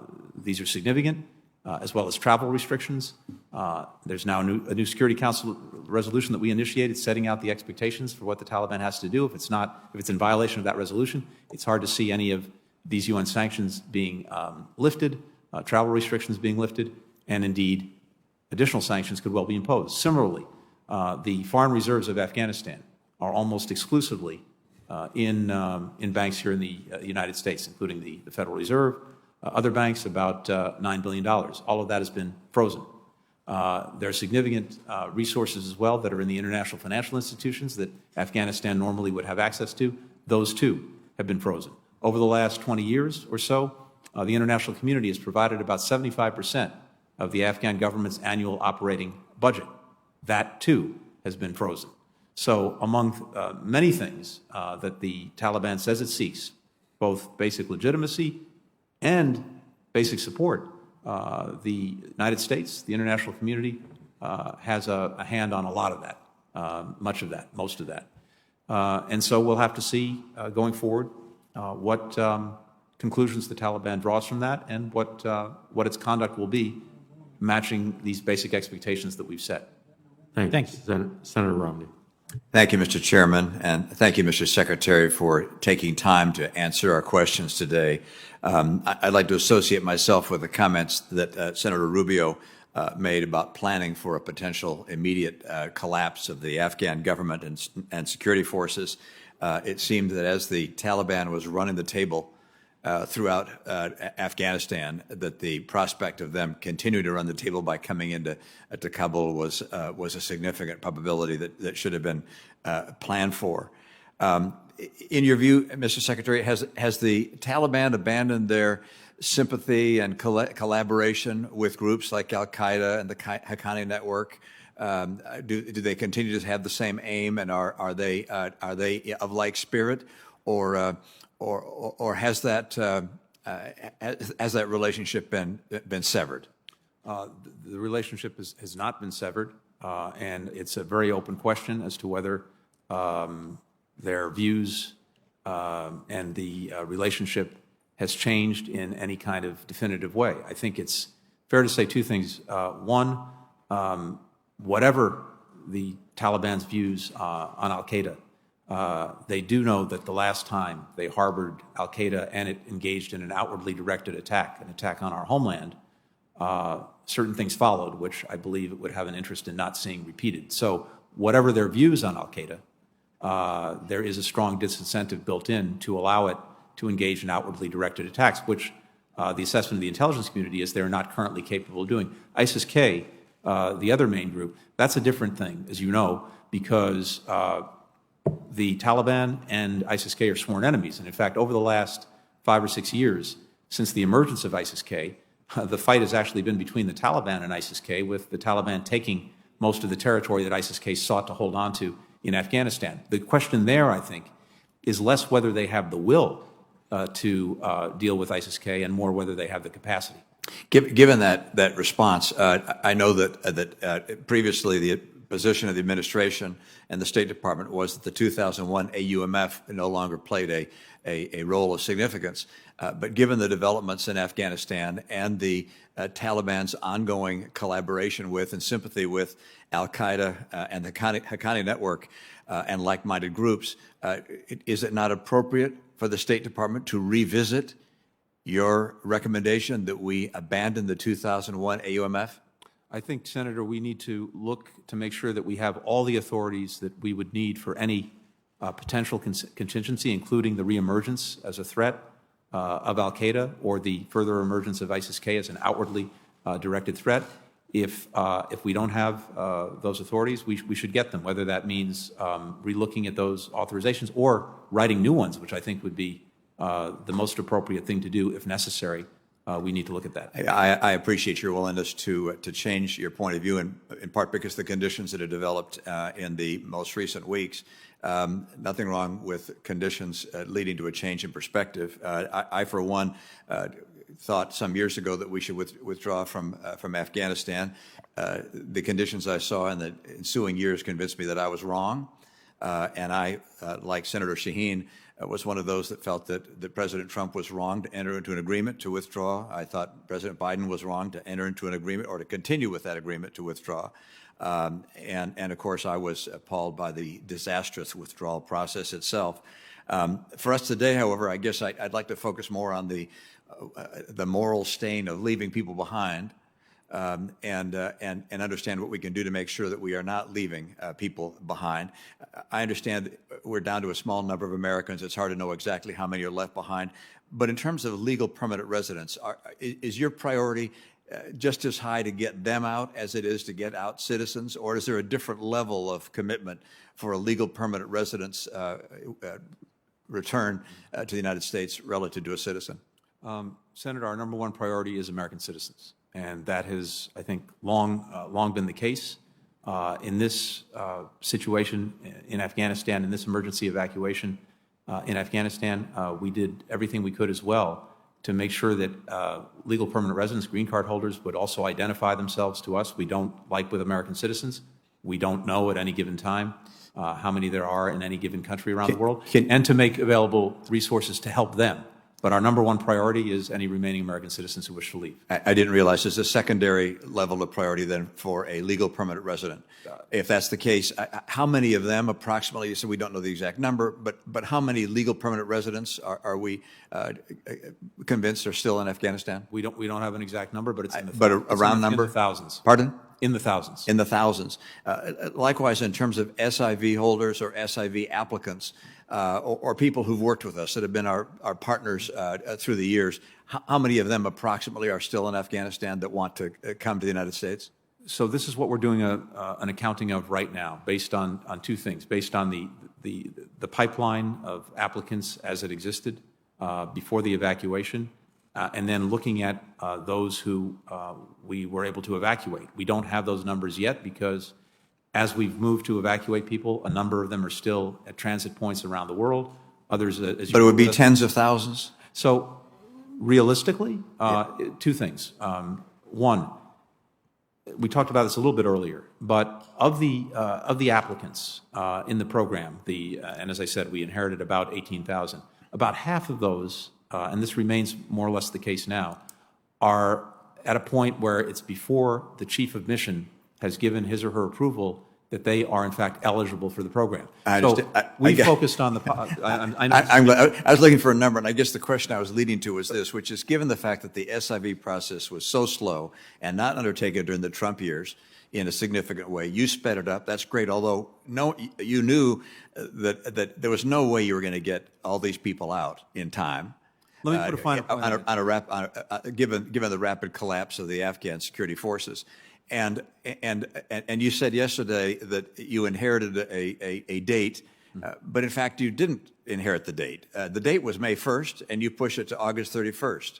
Why didn't you push it much later so that we would have been able to process the SIV applicants as well as those who had worked with us that had not yet applied? I don't understand why a date was actually not inherited and a date was not selected that would be sufficient to actually remove people from the nation in a way that would be in keeping with our moral commitment to honor our citizens, our green card holders, as well as those who've worked with us over the years. Two things, if I may. First, we took some risk in terms of what the Taliban would do or not do after May 1st in pushing beyond May 1st. And we, of course, worked this very hard because it's a risk with other people we took. It's a risk. The risk was on people we care for. Yeah, just to be clear, if I could, the military told us that in order to do its retrograde, its drawdown from Afghanistan in a safe and orderly way, it needed 3 to 4 months. That's why we pushed to move beyond May 1st and to get to the end of August, early September.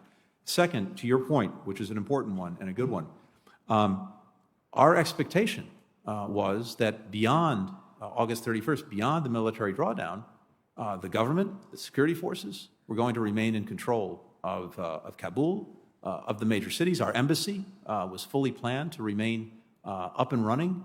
We were leaving about 600 military behind to make sure that we could secure the embassy so that it could continue to operate. We had robust programming planned to include continuing to bring out anyone who wished to leave, notably SIVs.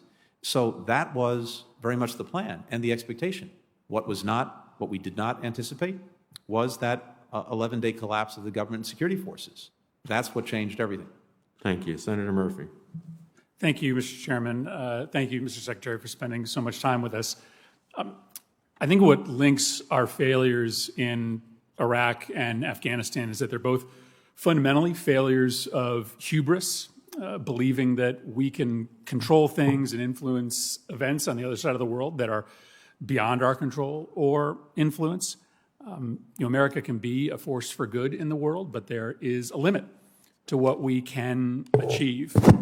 And so there's been decades-long magical thinking with respect to what's in our control and what's outside of our control. As it turns out, it wasn't within our control to be able to stand up an American-style democracy, an American-looking military in Afghanistan that was going to be able to protect the country from the Taliban, but we spent 20 years trying to achieve it. And so, Mr. Secretary, you covered some of this in your opening remarks, but I wanted to ask you a series of questions to try to level set for the committee the situation you inherited, right? What was in your control, what was outside of your control, and then to look at the events of the last 30 to 40 days with that same lens. What was in your control, what was outside of your control? I think these are yes or no answers. Some of it you've covered in your testimony, but I think it's important to get it on the record. So, Mr. Secretary, if President Biden had chosen to breach the agreement that President Trump had signed with the Taliban, would the Taliban have restarted attacks against U.S. troops and bases? Yes. As you said in your opening testimony, by the time your administration took office, the Taliban was on the outskirts of several provincial capitals. If President Biden had chosen to breach the agreement between President Trump and the Taliban, would the Taliban have begun offensives on these urban centers? Yes. So if the Taliban had begun its siege on these cities and resumed attacks on U.S. troops, would 2,500 troops have been enough to keep the country from falling to the Taliban? No. Would double that number have been enough? Do we know how big our force would have had to have gotten? I think it was the assessment of our military leaders that, not to put a number on it, but significant additional U.S. forces would have been required both to protect ourselves and to prevent the onslaught from the Taliban against the provincial capitals and ultimately against Kabul. This wasn't a decision between leaving and the status quo. This was a decision between a significant commitment of new U.S. resources to the fight or the continuation of a withdrawal plan. That's correct. Okay, let's talk about the last month. So once the Afghan government and the military disintegrate all at once, it seems to me it was pretty predictable and understandable that there would be panic on the ground amongst the Afghan people. So could it be expected that a few thousand U.S. troops and diplomats on the ground at the time would have been able to prevent this panic? No. Much has been made about these dramatic and heartbreaking scenes at the airport.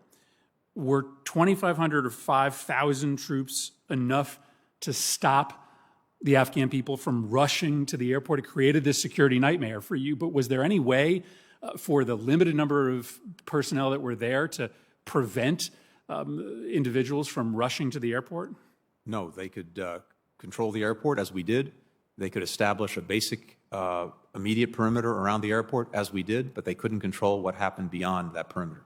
And so let's talk about that perimeter. Others say, well, we should have controlled a bigger perimeter. We should have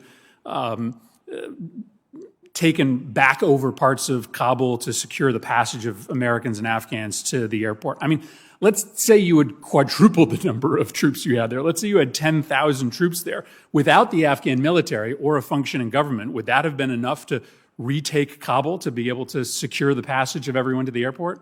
I don't want to profess to be a military expert, so I'd really defer to my colleagues at the Pentagon on that, but I can say that, I think safely say that it would have taken a substantial number of forces to try to retake the city or establish a much broader perimeter. And of course, if that was ultimately opposed by the Taliban, in a sense, it would have defeated the purpose, because anyone outside that perimeter would not have been allowed to get through it, to come to the airport, among other things. Right. So once the Afghan military collapses, it disintegrates, we don't have enough troops to retake Kabul, and we are in the position of having to rely on the Taliban, or at least communicate with the Taliban, to make sure that we get individuals to the airport. That's correct. Okay.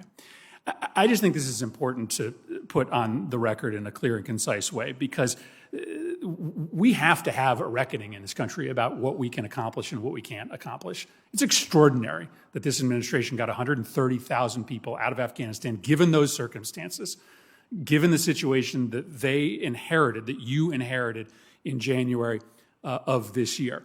And my worry, Mr. Chairman, is that the malady that we suffered for the last 20 years, this idea that it was just a bad plan, right? It was just a failure of execution as to why we couldn't succeed in Iraq or Afghanistan, is plaguing us again today.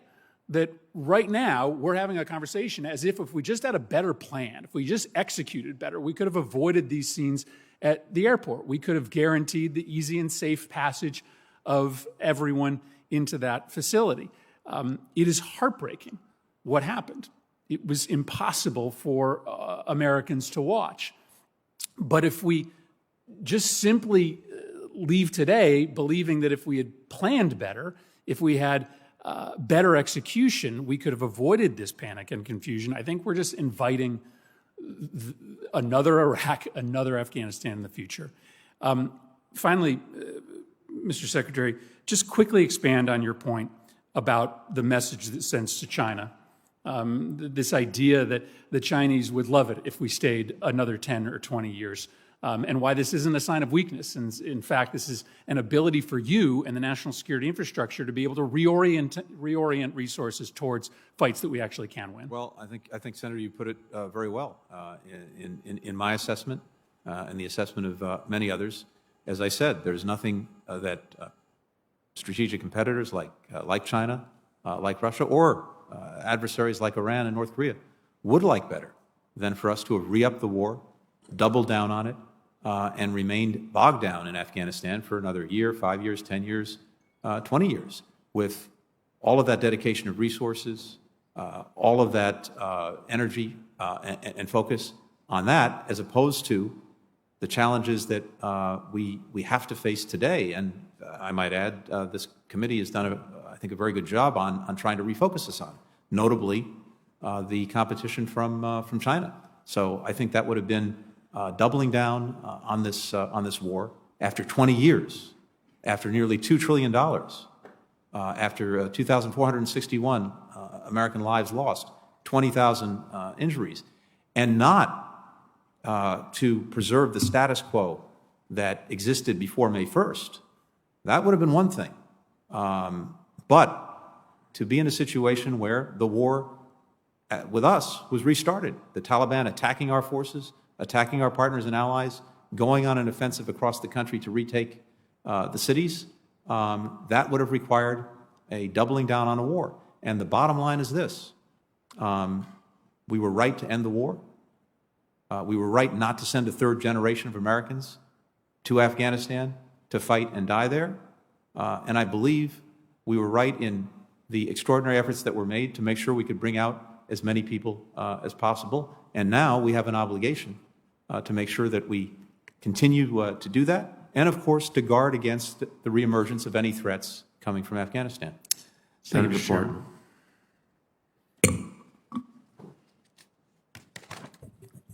Thank you, Mr. Chairman.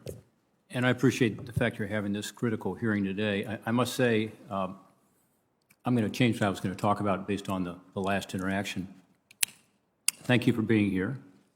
I wish General Austin were here because Secretary Austin could answer many of the questions that have just been posed. I have a lot of respect for my colleague, Senator Murphy, as he knows. But this was not a choice between either a dangerous escalation of the war, which has just been laid out, or a precipitous, chaotic withdrawal that embarrassed us around the globe. To say that it was not a sign of weakness the way we left? I mean, I don't know who you're talking to, but if you're talking to our allies in NATO, they will say it was a sign of weakness. If you're talking honestly to our adversaries, they will certainly say it's a sign of weakness, as will terrorist groups around the world. So I hope the lesson we learn here isn't that this was the right way to leave. I hope the lesson we learn here is that there was a better way to leave. If the decision was made to pull out, it should not have been a precipitous, chaotic, and unfortunately deadly departure. This afternoon, I'll be speaking on the floor about Max Soviak. He's a Navy corpsman who was one of the 13 American soldiers, sailors, and Marines who were killed on the wall trying to help others escape from the tyranny of the Taliban. He should never have been put in that position. It was an impossible position for our troops, for your diplomats, and the impossibility that they faced was due to our policy decisions. There was an alternative. Bagram Air Base, I mean, it was shut down in the middle of the night with no notice to anybody. It was a surprise. I've talked to people who know a lot more about the military side of this than I do, who tell me that, yes, the Afghan troops were a disappointment, but that's partly because they were used to having Americans provide that close air support. And if they had had that, they could have pushed back against the Taliban. I think you hear that from your military. I think if General Austin were here, we would hear this. But we just left, like just pulled out all the military underpinnings. So without the cover, literally, of close air support and other military support, yeah, it became extremely dangerous and chaotic. And we left a lot of people behind. Senator Romney has asked you to give him some numbers, and you said you're still working on that. Here are the numbers that I have, the best that I have, as the ranking member on the Homeland Security Committee, where we pushed and pushed and pushed. 18,000 applicants for SIV. We got 705 out. You said earlier the overwhelming number of people who were at risk got out. I don't think that's true. If I could, No, Senator, let me just give you the numbers that I have. We think about 30,000 at-risk Afghans were evacuated out of an estimated 60,000. That's the best numbers we can come up with because we can't get good numbers from the administration. But that's the best estimate. So that's true that we left people behind. who had stood with us and helped us. Obviously, American citizens were left behind, green card holders were left behind, but thousands of people who stood with us and helped us. And then let's ask about who came. Earlier, there was discussion about what kind of vetting has taken place. The best numbers we have is that about 3/4 of the people who were evacuated were not green card holders, were not American citizens, were not SIV applicants, were not P1 or P2 visa holders. So about 3/4 of these individuals may not have qualified in the sense. Now, you say that they're being vetted. Good, they should be. And, you know, nobody knows because we can't get good information from the Department of Homeland Security, from the State Department, and others. But, you know, from the start, many of us have said what we do there needs to be based on conditions on the ground. Quite frankly, the President's decision was not based on conditions on the ground. That's why it was a disastrous withdrawal. That's why it put so many people at risk. It should have been an orderly withdrawal under the cover of superior U.S. and NATO military force. We did have 2,500 troops there, but we had 7,500 NATO troops with us too. Again, many of their commanders were shocked at what happened because they were surprised because there was not good coordination. There was a lack of coordination with the people who had stuck with us. I talked about Bagram. There was also a lack of integrated interagency planning. Of course, we've seen this in terms of how the chaotic withdrawal occurred. These were preventable problems, and they put our military and your diplomats in this impossible situation. They did the best they could, and I commend them for that. In an impossible situation, it's amazing what they were able to perform. But it was so rushed and so chaotic that, again, we didn't get the right people out, and many who we did get out seem not to fall in any of the categories that we were concerned about. So now what do? Let's look forward, as was suggested by Senator Coons, and I agree with that. You said that you don't believe it will be a platform for terrorism going forward, that the current government, the Taliban government, has said that they will fight back against terrorists. Do you believe that the Haqqani network, and particularly the new Secretary of the Interior, who is a wanted terrorist, based on your administration's assessment, do you believe that that is an indication that they are going to fight back against terrorists? The question, Senator, from our perspective and our partners' perspective is whether the Taliban will make good on commitments to ensure that Afghanistan is not used as a place for outwardly directed terrorist attacks. And they've made commitments, but we're not relying on those commitments. We're going to make sure that we have in place the ability to detect any reemergence of that threat and to be able to do something about it if it does reemerge, something that we can talk about in more detail. Is the Haqqani network considered a terrorist group? It is. Is it true that the Interior Minister is a leader of the Haqqani network? That is accurate. I just think, sadly, we have shaken the foundations of a lot of our alliances, and we have work to do. And I think we have demonstrated weakness and made the world more dangerous as a result. Let me ask you about one specific question. Well, I guess the time of the senator has expired. I will follow up with regard to some of the international financing questions in a letter we sent to Secretary Yellen from Senator Rubio and myself regarding foreign assets. Good. Look Thank forward you, to Mr. Chairman. Thank you. Senator Merkley.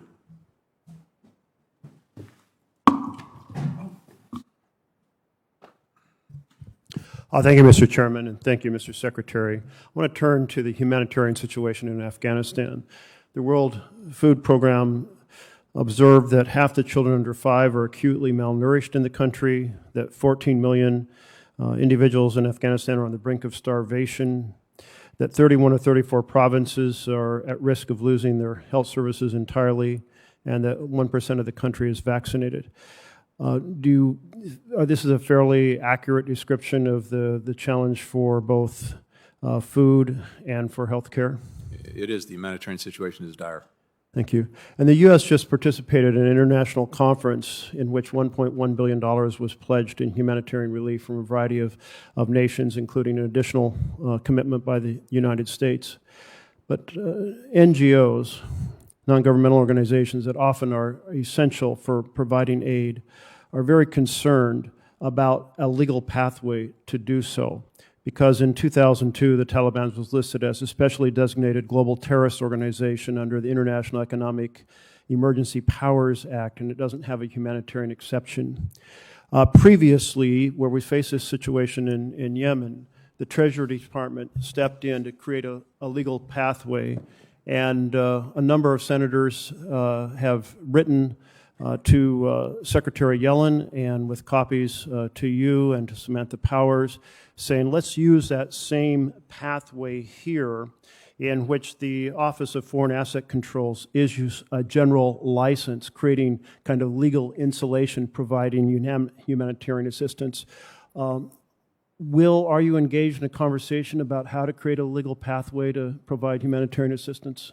Yes, we are. We've issued one initial license, as you know. The Treasury issued about 10 days ago, and we're looking at what other authorities might be needed to make sure that humanitarian assistance can flow as best possible in Afghanistan.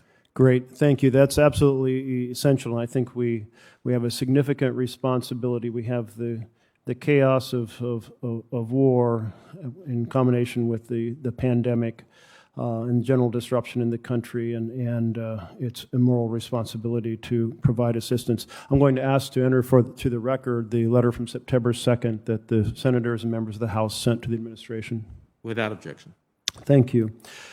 So as provincial capitals started to fall, and we had 9 provincial capitals fall in 6 days, there was a lot of discussion about whether the government of Afghanistan would direct a reconsolidation of forces to essentially consolidate protection of the territory it still held, which was a shrinking. Did the government of Afghanistan take key strategic military decisions to consolidate its forces?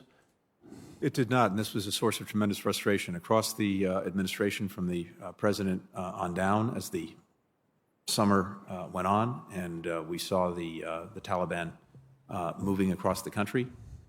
We repeatedly pressed the Afghan government to do just what you described, which is to consolidate its forces and to defend what was essential to defend and what could be defended, not to extend itself across the entire country, which it didn't have the full capacity to do. Unfortunately, that consolidation and the plan that we urged on them for how to effectively defend the major cities never took shape. What was the response of the government or from President Ashraf Ghani about why they chose not to consolidate their forces to protect the areas they controlled? Well, at different moments there were different responses. At some point, I think initially, the response was, "Oh, we can't be seen to be giving up on any part of the country." Never mind that, over the last 5 or 6 years, the part of the country by population controlled by the government of Afghanistan, if you go back to 2014, 2015, went from about 60% to at the end of last year about 48%. So this was happening to some extent outside the cities, of course, relentlessly, slowly but relentlessly. But then, as we pressed and pressed and pressed on them, the response was, yes, we'll do it, but they didn't. Well, we have seen over a number of years, we had the challenge of elections that were considered illegitimate by a portion of the country. We had Abdullah and Ashraf Ghani kind of facing off against each other and creating paralysis, great difficulty appointing key ministers to key positions. As we analyze and try to understand the rapid collapse, was there essentially a failure to create an effective decision-making capability within the Afghanistan government? I think there are a number of factors, and this is something that I hope we all look at going back really over the last 20 years at various key points. Certainly there was a lack of unity in the government because it was comprised of different groups, different factions, and despite, again, very significant efforts to get them to act in a unified way, they couldn't or wouldn't. Second, I think in terms of their effectiveness, there were obviously serious concerns that manifested themselves. And third, one of the endemic problems that we've had over the last 20 years that we've not been able to effectively address is pervasive corruption. And that has so many consequences. One of the consequences, though, is that if you're being asked to fight and put your life on the line for a government or for an institution that's corrupt, that's a pretty hard decision to make. And so I think, as we saw with many Afghan forces, soldiers fighting very, very bravely and giving their lives, but institutionally, the military collapsed in totally unanticipated ways in the course of 11 days. I think as we go back and look, one of the things we have to look at is the impact that this pervasive corruption had in terms of giving the institution the will to fight for the country. Absolutely. And in those final days, as the provincial capitals were falling, President Ghani refused to acknowledge that there were falling capitals. It was almost like a world in which he was disengaged. And then the finance minister resigned and said he was leaving the country for family reasons, but it was taken as a symbol of the government on the verge of collapse. And then shortly thereafter, President Ghani fled himself. I think it was August 15th, Sunday, August 15th. And did we have forewarning of this beginning of the cabinet to essentially flee the country, and how did we respond to that? We did not. On Saturday, as it happens, I spoke to President Ghani. We were working on a plan to have a transfer of power to a Taliban-led but more broadly representative government to include many of the different actors in Afghanistan, working on that in Doha. I was calling President Ghani to make sure that he would support that. That was critical. He told me he would, but he said if the Taliban wouldn't go ahead with it, he would, and I'm paraphrasing here, fight to the death. That was Saturday. He left Afghanistan the next day on Sunday. Thank you. Thank you. For the awareness of senators, there is a vote going on. There's a subsequent vote going on as well. It's my intention to try to continue through the process, but I just want to make members aware. Senator Paul. I've advocated for an end to the Afghan war for over a decade. I'm glad it's finally over. But never in my worst nightmares could I have imagined that an administration would leave $80 billion worth of weaponry to the Taliban.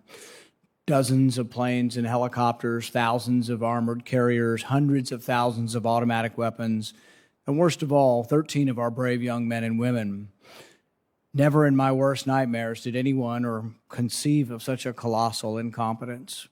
Abandoning Bagram Air Force Base will be remembered as one of the worst military decisions in our history. Holding no one accountable, having everyone circle the wagons and say, hey, we all agreed abandoning Bagram Air Force Base was a great idea. This is going to be remembered by the people. Holding no one accountable for letting the base go, it will be remembered. To add insult to injury, this week you've now released $64 million in aid to Afghanistan. Don't we have some prohibition against giving aid and comfort to the enemy? Now, the argument from the Biden administration is, we're giving it to charities, and it's for the good of the people, for poor people, and for women. Well, the Taliban has a history of taking this. Throughout their governance, they would take the money. This was a big complaint we had when they were in power the last time. They now have $80 billion worth of weapons, 350,000 automatic weapons. Are we really naive enough to believe that we're just going to keep sending charity to Afghanistan and they're not going to interrupt it? I think that's a foolish notion. The $64 million, though, is the tip of the iceberg. There's still about $10 billion out there that was designated for the Afghan government. Can you pledge today, without equivocation, that the Biden administration will not release any of this money to the Taliban? Absent the Taliban making good on the commitments and expectations of the international community that I've outlined previously, that's correct. Maybe we could deduct a fee for the weapons they took. So, Senator, on the weapons, again, I'll defer to my colleagues at the Pentagon who are more expert in this. You're right that about $80 billion worth of weaponry has been provided over the course of the last 15 or 16 years. Much of that, the significant weaponry, planes, helicopters, is actually inoperable, will soon become inoperable because it can't be maintained. In terms of the strategic threat that that weaponry poses, it doesn't to us or to Afghanistan's neighbors. But you Clearly, can't say you're not going to give them the money. If they behave, you're going to give them the money. Why don't we subtract the $80 billion from the $10 billion you're going to give them? Then they're minus 70 still. I mean, really, the fact that you're entertaining good behavior that they'll get more money, I think is a big mistake and a naive notion that we're going to somehow change this Stone Age philosophy by giving them more of our money. We've sunk trillions of dollars over this. This is our chance to have a peace dividend. Let's quit sending good money after bad. The guy the Biden administration droned, was he an aid worker or an ISIS-K operative? the administration is, of course, reviewing that strike, and I'm sure that a full assessment will be forthcoming. So you don't know if it was an aid worker or an ISIS-K operative? I can't speak to that, and I can't speak to that in this setting in any event. So you don't know or won't tell us? I don't know because we're reviewing it. Well, see, you'd think you'd kind of know before you off somebody with a Predator drone, whether he's an aid worker or he's an ISIS-K. See, the thing is this isn't just you. It's been going on for administration after administration. The Obama administration droned hundreds and hundreds of people. And the thing is there is blowback to that.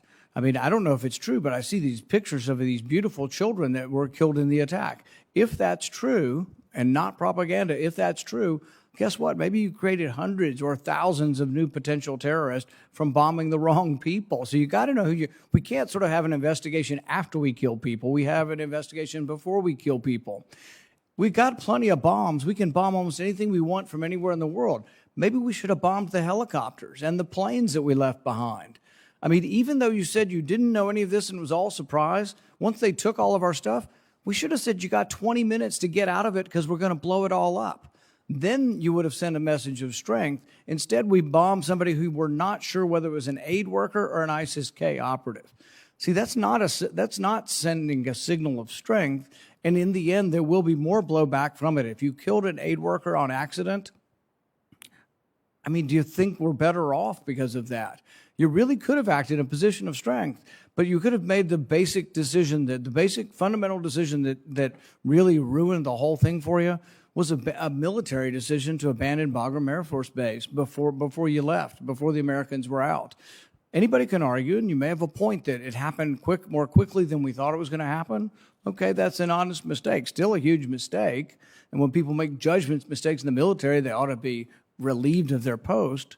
But leaving Bagram Air Force Base, I think, is an unforgivable sort of mistake. It's going to be remembered in history, but if you do nothing about it, you leave all these people in place and say, oh, well, we all agreed. It's like, then maybe everybody needs to go. I mean, but really, it was a terrible mistake. But releasing money to the Taliban will add insult to injury. It'll be terrible for the memory of the 13 soldiers who died in the end, who were the final soldiers to die in this war, if you end up giving money to the people that have been ruining the Middle East and Afghanistan for decades. I hope you won't release the money, and I think it'll be a big mistake. Thank you. I understand Senator Schatz is with us virtually. Yes, Mr. Chairman. And before Senator Schatz begins, I'm going to ask Senator Kaine to preside so I can vote and come back. Thank you. Thank you, Mr. Chairman. Secretary Blinken, thank you for appearing before the committee. I want to sort of zoom out a little bit. The defense establishment, political appointees, so-called think tank experts, defense contractors are complaining loudly about tactics because it's their strategy that failed. They're complaining about how America's longest war ended because they didn't want it to ever end. And they're mad because they think we should be an occupying force indefinitely. And they know that position is untenable. So they dive into tactics. They want to talk about holding on to Bagram for longer or sending forces into Kabul.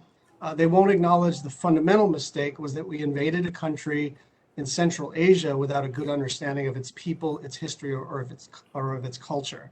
After 20 years, trillions of dollars spent and training of hundreds of thousands of Afghan security forces, the Afghan government we installed was no more capable of being the referee in a civil war than before we invaded. That's not the fault of our service members or diplomats. It's the fault of policymakers who set unrealistic goals. And so the basic question I have for you, Mr. Secretary, is What are the lessons of the last 20 years of war? Well, Senator, I think you actually summed it up extremely well. And I would say two things, just to put a fine point on it. We went to Afghanistan for one reason, and that was to deal with the people who attacked us on 9/11, to bring them to justice, and to the best of our ability, make sure that that would not happen again from Afghanistan. And we largely succeeded in that effort a long time ago, with bin Laden being killed in 2011, and al-Qaeda, in terms of its capacity to conduct attacks on the homeland from Afghanistan, vastly degraded to the point where it is currently assessed that it does not have that capacity. Somewhere along the way, with the best of intentions, we also sought to remake the country, and in effect to use military force to remake another society. And I think to your point, and the point that Senator Murphy and others have made, whatever our intentions, that is probably something that is beyond our capacity. And the net of that is that we were there for 20 years. We lost 2,461 Americans. 20,000 were injured, excuse me. About $2 trillion were spent in direct and indirect costs. That's the equivalent of about $300 million every single day for 20 years, on average. And to those who say, well, yes, but you'd arrived in a place where the expenditures in terms of people and resources were sustainable, well, that's simply not the reality that we faced. Because, as we've discussed, given the deadline established for the removal of U.S. forces by the previous administration, the choice we had was either to go through with that and withdraw our forces, or to re-up the war, to escalate, to send in more forces, more loss of life, more loss of resources, indefinitely. And to what end? To what result? In terms of having something sustainable in a government or in security forces that could protect the country and uphold basic rights. So I think those lessons are important, they're profound, and I hope all of us together will reflect on those and other lessons that we've learned, both in what we've done tactically, including in this administration, as well as what we've done strategically across many administrations over 20 years. Thank you, Mr. Secretary. I am worried about reports that we're seeing about acts of violence against journalists, women and girls, and the Taliban targeting minority groups like the Hazara people, groups who have a brutal history of committing violence against them are probably going to get worse. So what are we doing to ensure physical access for the NGOs that service these constituencies? Thank you, Senator. These reports, which I've also seen, whether in media reporting and in videos and other reports, are deeply disturbing. And I think whether it's us or whether it is many other countries around the world that we've been working to organize and to focus, this, of course, violates the basic expectations that we have of a Taliban-led government in terms of its need to not abuse these rights, but to uphold them. So we are working to make sure that we are all both speaking with one voice and acting together when it comes to using the influence and leverage we have with the Taliban to insist that it meet these expectations. Second, when it comes to humanitarian assistance and other kinds of support, besides providing that support to NGOs, to the United Nations and its agencies, we are doing whatever we can to help ensure that those agencies and those NGOs are able to operate, pressing directly and indirectly on the Taliban-led government to ensure their ability to do that and their protection. But this is very much a moving picture and something we're very focused on right now and in the days and weeks ahead. Well, one final question. I understand this is not the main thing. I understand there are people who remain in mortal danger, but from your standpoint, the Department of State, you've got to be a little worried about morale for those people who have dedicated the better part of 20 years to this effort. And so what can we do? Not what can we say, but what can we do on behalf of the Foreign Service, especially at a time when we need to be building back our diplomatic corps? Yeah, thank you for raising that, Senator, because you're exactly right, and it's very, very important to me, and it's very, very important institutionally. I've spent time with all of our returning diplomats from Afghanistan, either personally or virtually, depending on where they were, and spent a lot of time listening to them, hearing them, and trying to address the concerns that they have. And to your point, we have so many people who've invested their work, their careers, their lives in Afghanistan, developed relationships, a deep love for the country, and this is very challenging, painful for many of them. And of course, those who participated in the evacuation itself, who were literally at the gates at the Kabul airport, side by side with these extraordinary men and women in uniform doing that work, including the 13 who lost their lives, who were killed in the terrorist attack. I had officers who were literally serving next to them up to a couple of hours before that attack, knew them by first name.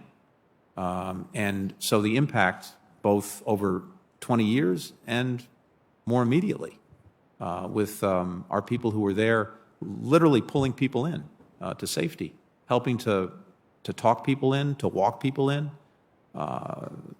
officers around the department who stood up and volunteered to help in some way, and many of them who ran into HKIA to the airport to help get people out.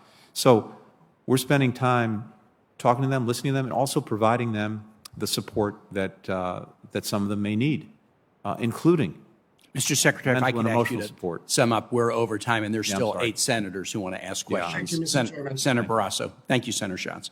Thank you very much, Mr. Chairman. Mr. Secretary, President Biden has described the evacuation from Afghanistan as an extraordinary success. His words, extraordinary success.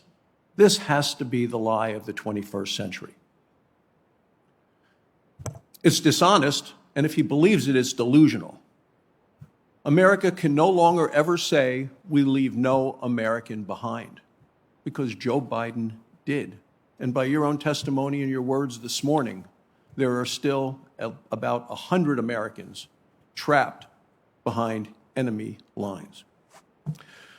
We've heard a lot about the 13 U.S. service members who died a couple of weeks ago. One was Riley McCollum of Jackson Hole, Wyoming. He was 20 years old, signed up for the Marines on his 18th birthday. His wife Gigi, expecting a baby. The baby was delivered just yesterday, a baby girl. I stood with Riley's family and his then pregnant wife on Friday in Jackson Hole, Wyoming, as his remains were brought back in a flag-draped coffin from Afghanistan. Never made it back home alive as a result of this administration's failures. People of Wyoming view this as having lost one of their sons, one of their children. It is a devastating loss. And they really do believe that it is the administration who should hold the blame for what has occurred. Look, this withdrawal, and you've heard it from other senators on both sides of the aisle, has been an epic failure. No planning, no strategy. No, it was cobbled together at the last minute, disorganized. It didn't have to be this way. I'm thinking back to your confirmation hearing. I raised a number of questions and concerns about your record on foreign policy failures in Syria, in Libya, in Iran. I said these botched decisions have serious consequences. I said I believe they embolden terrorist organizations around the globe. I said your decisions in the past have put lives of men and women who serve our nation at risk because of these failures. And I said I think it would be a grave mistake to confirm a Secretary of State who has a demonstrated track record of repeatedly making the wrong decisions when it comes to American foreign policy and national security. And the actions I've seen from you over the last 7 months have proven my assessment to be correct. The Biden administration's missteps are numerous. failed to start evacuation operations until the fall of Kabul in August, despite announcing the withdrawal in April, failed to heed the warnings of a collapse of the Afghan government and security forces in spite of warnings, failed to prepare for a rapid Taliban takeover, failed to adapt the politically motivated deadline for withdrawal to the situation taking place on the ground because we were so focused on the calendar on the wall, failed to keep Bagram Air Force Base, a place I've visited about 8 or 9 times, the U.S. military base, 2 runways that could be used to help evacuate civilians. And we just heard failure to prevent a vast arsenal of weapons from getting into the hands of the Taliban. I mean, it seems the most egregious, though, that I hear about in Wyoming and people all across the country are most offended by is abandoning American citizens as well as abandoning our allies in Afghanistan. Senator Portman went over the numbers. The Washington Post called it a moral disaster. I think it's a moral disgrace. You nearly dislocated your shoulder, though, patting yourself on the back for the great job you've done. I mean, just yesterday, you stated, we did the right thing by our citizens in working feverishly to get every one of them out.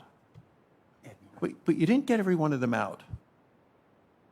You've admitted again and again we're talking about over 100 Americans. The top priority must always be getting all Americans home safely. And now with no U.S. personnel in Afghanistan, the Americans that President Biden left behind, instead of going on national TV and saying, we will not take the troops out until every American is out, their options for escaping are dwindling. So I'm trying to put this all together to say, how did we end up here? In April, the President made a decision to announce everyone would be out by August 31st.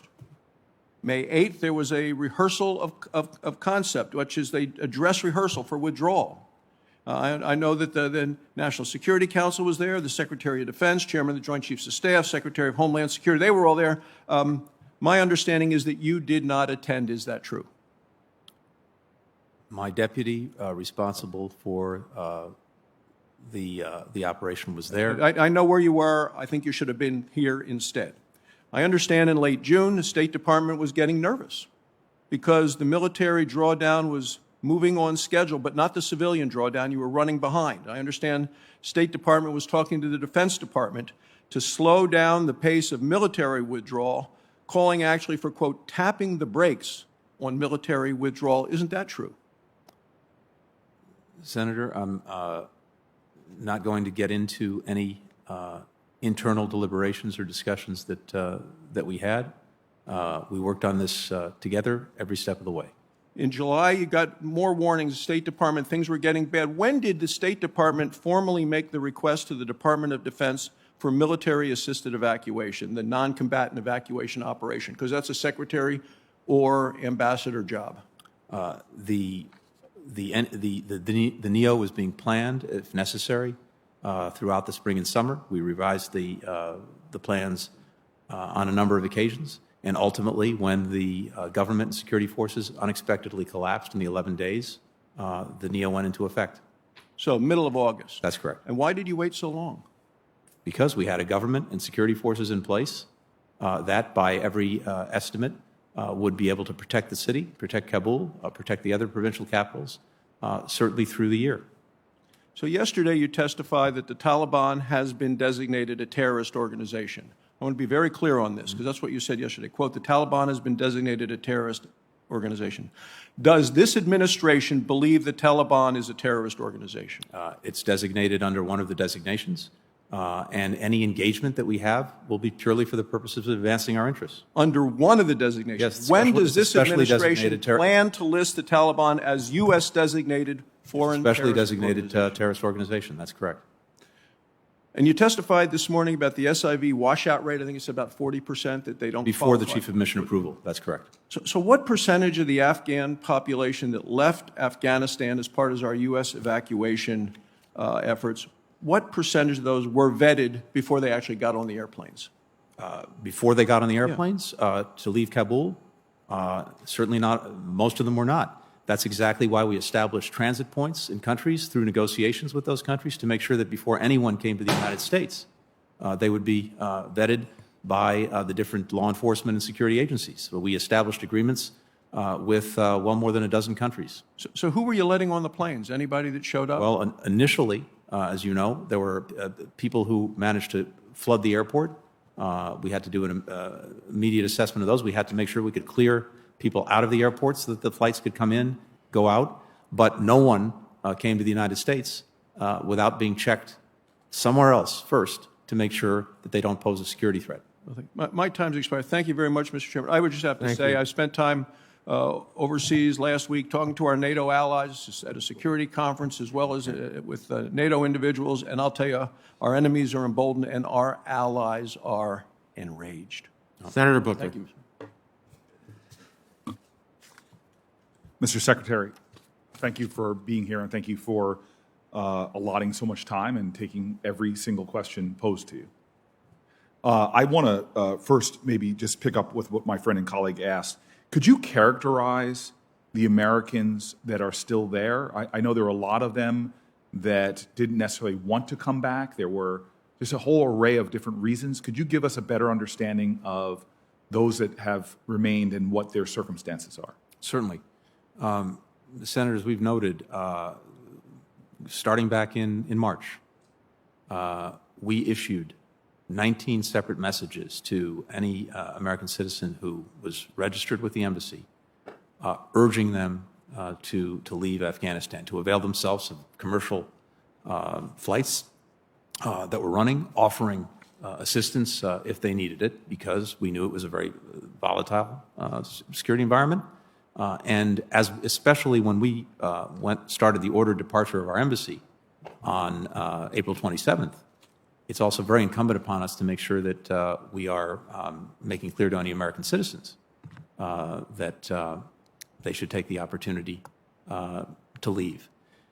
By the time of the evacuation, despite these 19 separate messages, there were still somewhere around 5,000 or 6,000 American citizens left in Afghanistan. And as we've noted earlier, we never know whether it's Afghanistan or any other country around the world at any given moment how many American citizens are there, because no one is required. When you travel abroad, when you reside abroad, you're not required to register with the embassy or with anyone else. Many people do, many don't. But we made a massive effort to try to determine how many people were there. So the reason, but to get to your point, the reason that despite all of these warnings, despite the environment, people remained, is because for virtually all of them, Afghanistan was their home. They'd lived there for years, for decades, for generations. Their extended family was there. And it is the most wrenching of all decisions to have to decide whether or not to leave the place you know as home. I wanted to give more texture to this complex situation. This is not that there were people there. There are many people that fall into the category of not being abandoned by our country, but have made the conscious choice to stay in country, correct? That's correct. You have been, I've only been here 8 years, but I will say to you and your staff, you have been the most responsive State Department team that my office has dealt with. We have brought many, as you know, people to your attention, both American citizens and Afghanis who wanted to get out, have worked with us to many different degrees of success, and I'm grateful for that. I have now witnessed with my senior senator, we went to our joint base and saw the facilities being done for those who have met extreme vetting and have made it to the United States. What is going on with the 13,000 expected in New Jersey and the 65 to 70,000 is America at its best. I met from military personnel, the State Department personnel, talking to me about this being some of the proudest work they've ever done. And I think Americans should be aware of that and what's going on. We are a great nation, and this is a reflection of those words on the Statue of Liberty. I want to pick up, though, on the situation as it is. I think it was Senator Merkley who brought up the concerns about humanitarian interest, a humanitarian crisis that is really boiling over there. And I want to just get you to reiterate that you issued one license, but we really need more, correct? Yeah, I understand that, and that's exactly what we're looking at. We want to make sure that all the authorities exist to provide that humanitarian assistance, including by not just our own NGOs, but others as well. And it's a strategic situation. We know we control significant resources the Afghan government has been relying on to run basic services.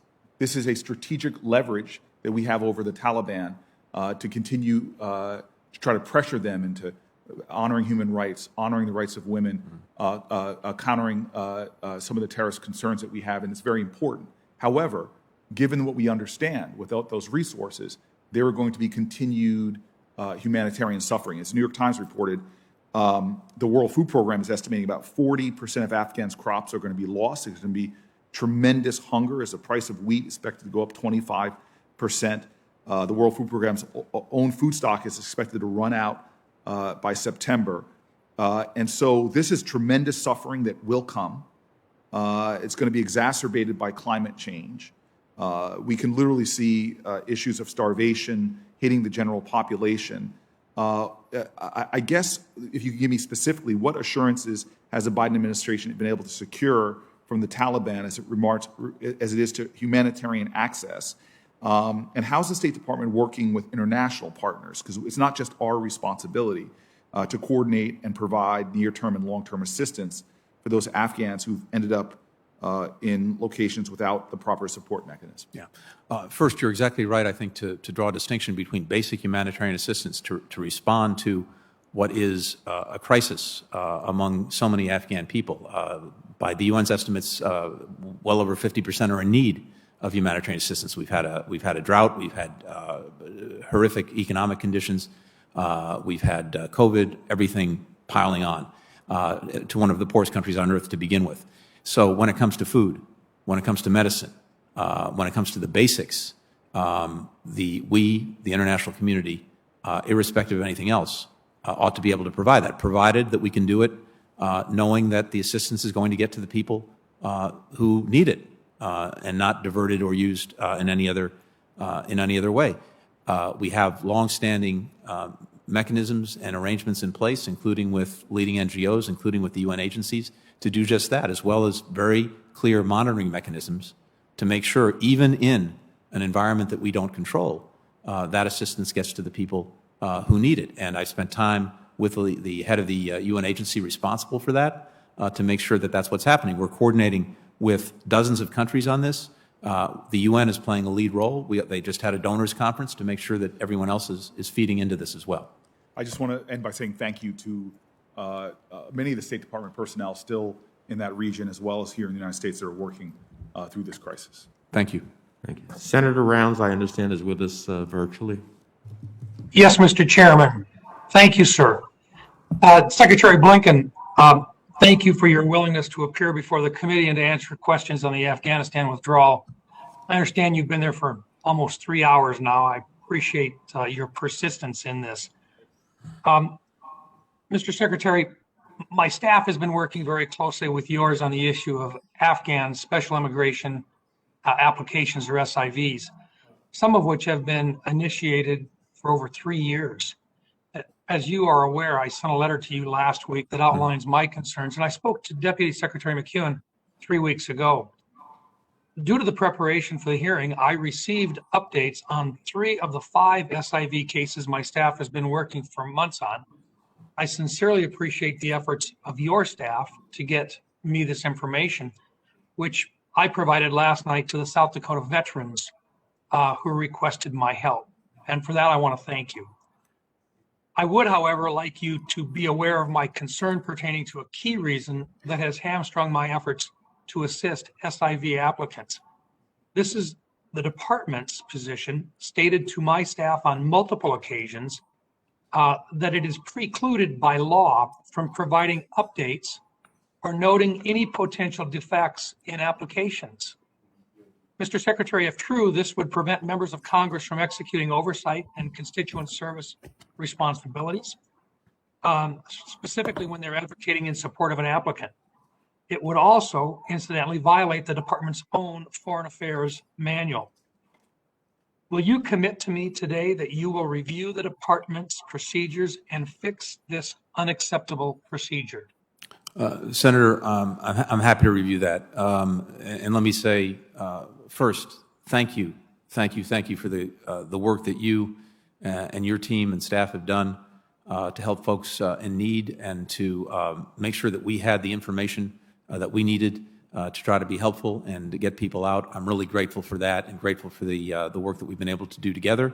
We'll certainly review all of these procedures. There are requirements either built into the law, privacy concerns, et cetera, that may have to be addressed, but we should look at everything.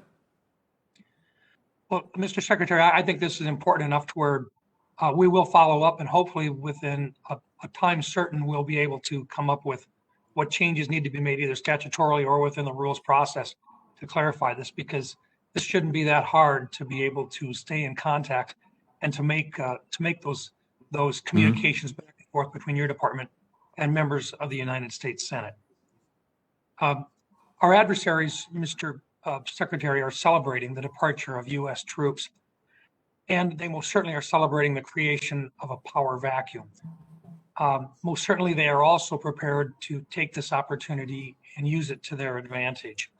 China has announced last week that it will send $31 million worth of aid to Taliban-controlled Afghanistan. There have also been reports that they are looking at Bagram Air Base for their own use. The Russian embassy in Afghanistan has remained open, and the ambassador met with Taliban leadership after the takeover. Pakistan is considering the Taliban government as a partner to counter India, and the Iranian president openly called this an American military defeat and is considering working with the Taliban. Did the administration consider all of these foreign policy implications before such an abrupt withdrawal? And if they did, does the department have a strategy to counter our adversaries' malign influence in the region? We certainly did. We factored everything into the decisions we made, including the impact that it might have on the neighboring countries, regional countries, and others with various interests in Afghanistan. A number of the countries that you cited have a whole series of different interests in Afghanistan, to include making sure that it is not a place for terrorism directed against them, to ensure that it is not a source of drugs flowing out into their countries, to make sure that it is not a source of potential refugees flowing out into their countries as well. So all of those things are in play, and countries are looking to take steps that they need to take to protect some of their basic interests. At the same time, we've established across more than 100 countries and in the UN through a Security Council resolution basic expectations of the Taliban-led government. And if those expectations are not met, and other countries are aiding and abetting so that the Taliban is able to not fulfill those expectations, there'll be consequences for that too. Well, Mr. Secretary, if I could, what I'm really curious about is, do you have a strategy that you've established? Did you have enough time before this withdrawal to actually establish a strategy, knowing that there would be a void in Afghanistan? The work that we've done to bring together across dozens of countries, very active contact groups, looking as we work together across these countries with NATO, the EU, as well as the UN. We have a collective strategy on the way forward, and we're working that as we speak. Does our country, do we have a strategy? I mean, if this has been laid out and based upon the need to move out as quickly as we did you have time to actually establish a strategy to take care of what will be this power void? And I understand that you've been there now for almost 3 hours. But simply to say that you're working on it with our other countries looks to me like we need our own strategy here, and it doesn't sound like you're in a position to share with us that strategy actually exists today. I'm happy, Senator, to follow up with you and to share both our thinking and more of our work on that. But we have organized several dozen countries that are collectively working on and implementing a strategy. Both my time is getting very short. Go ahead. What I would hope is that if you would, whether it be in a classified setting or publicly, if you could share with us in the next week to 10 days what that strategy is. And if it needs to be in a classified setting, I'd ask the chairman to provide us with that opportunity. But most certainly, I think it's important that we have a strategy to combat what will be a void in Afghanistan, which is a void now, and most certainly is something that we should be in a better position, I believe, than what it sounds like you're able to articulate today. And Mr. Chairman, I would suspect that my time is up at this point. Thank you. Senator Markey. Thank you, Mr. Chairman, very much. Thank you, Mr. Secretary. Thank you for your thank you for all of your work and all of your colleagues as well. President Biden was right to end the United States' longest war. If leaving Afghanistan was ever going to be clean and easy, one of the president's three predecessors would have done so. If we've learned anything from our 20-year war in Afghanistan, it's that it's easier to get into a war than to get out of one. However, given the amount of second-guessing and armchair quarterbacking that I've seen over the last month, I fear that we haven't learned anything. We must reimagine a national security policy that prioritizes diplomacy and stops endless, undefined military engagements before they can begin. And I want to be sure that Americans at home understand the position President Biden was placed in. President Trump's deal with the Taliban exchanged a halt in Taliban offensives against our troops for a commitment that we would leave the country by May of this year. President Trump, with the support of his national security team and many Republican members of Congress, negotiated this deal without the participation or buy-in of the Afghan government. President Biden faced a choice of having to break that deal, essentially restarting the war in Afghanistan and risk increased attacks against U.S. troops, or to get our troops home as promised. But President Trump, of course, did not leave an actual plan to evacuate all of those who should have been taken out of Afghanistan. And President Trump's vision without a plan is and was an hallucination. So that left it then ultimately to the Biden administration, which did its best in order to effectuate that agreement which President Trump in fact made.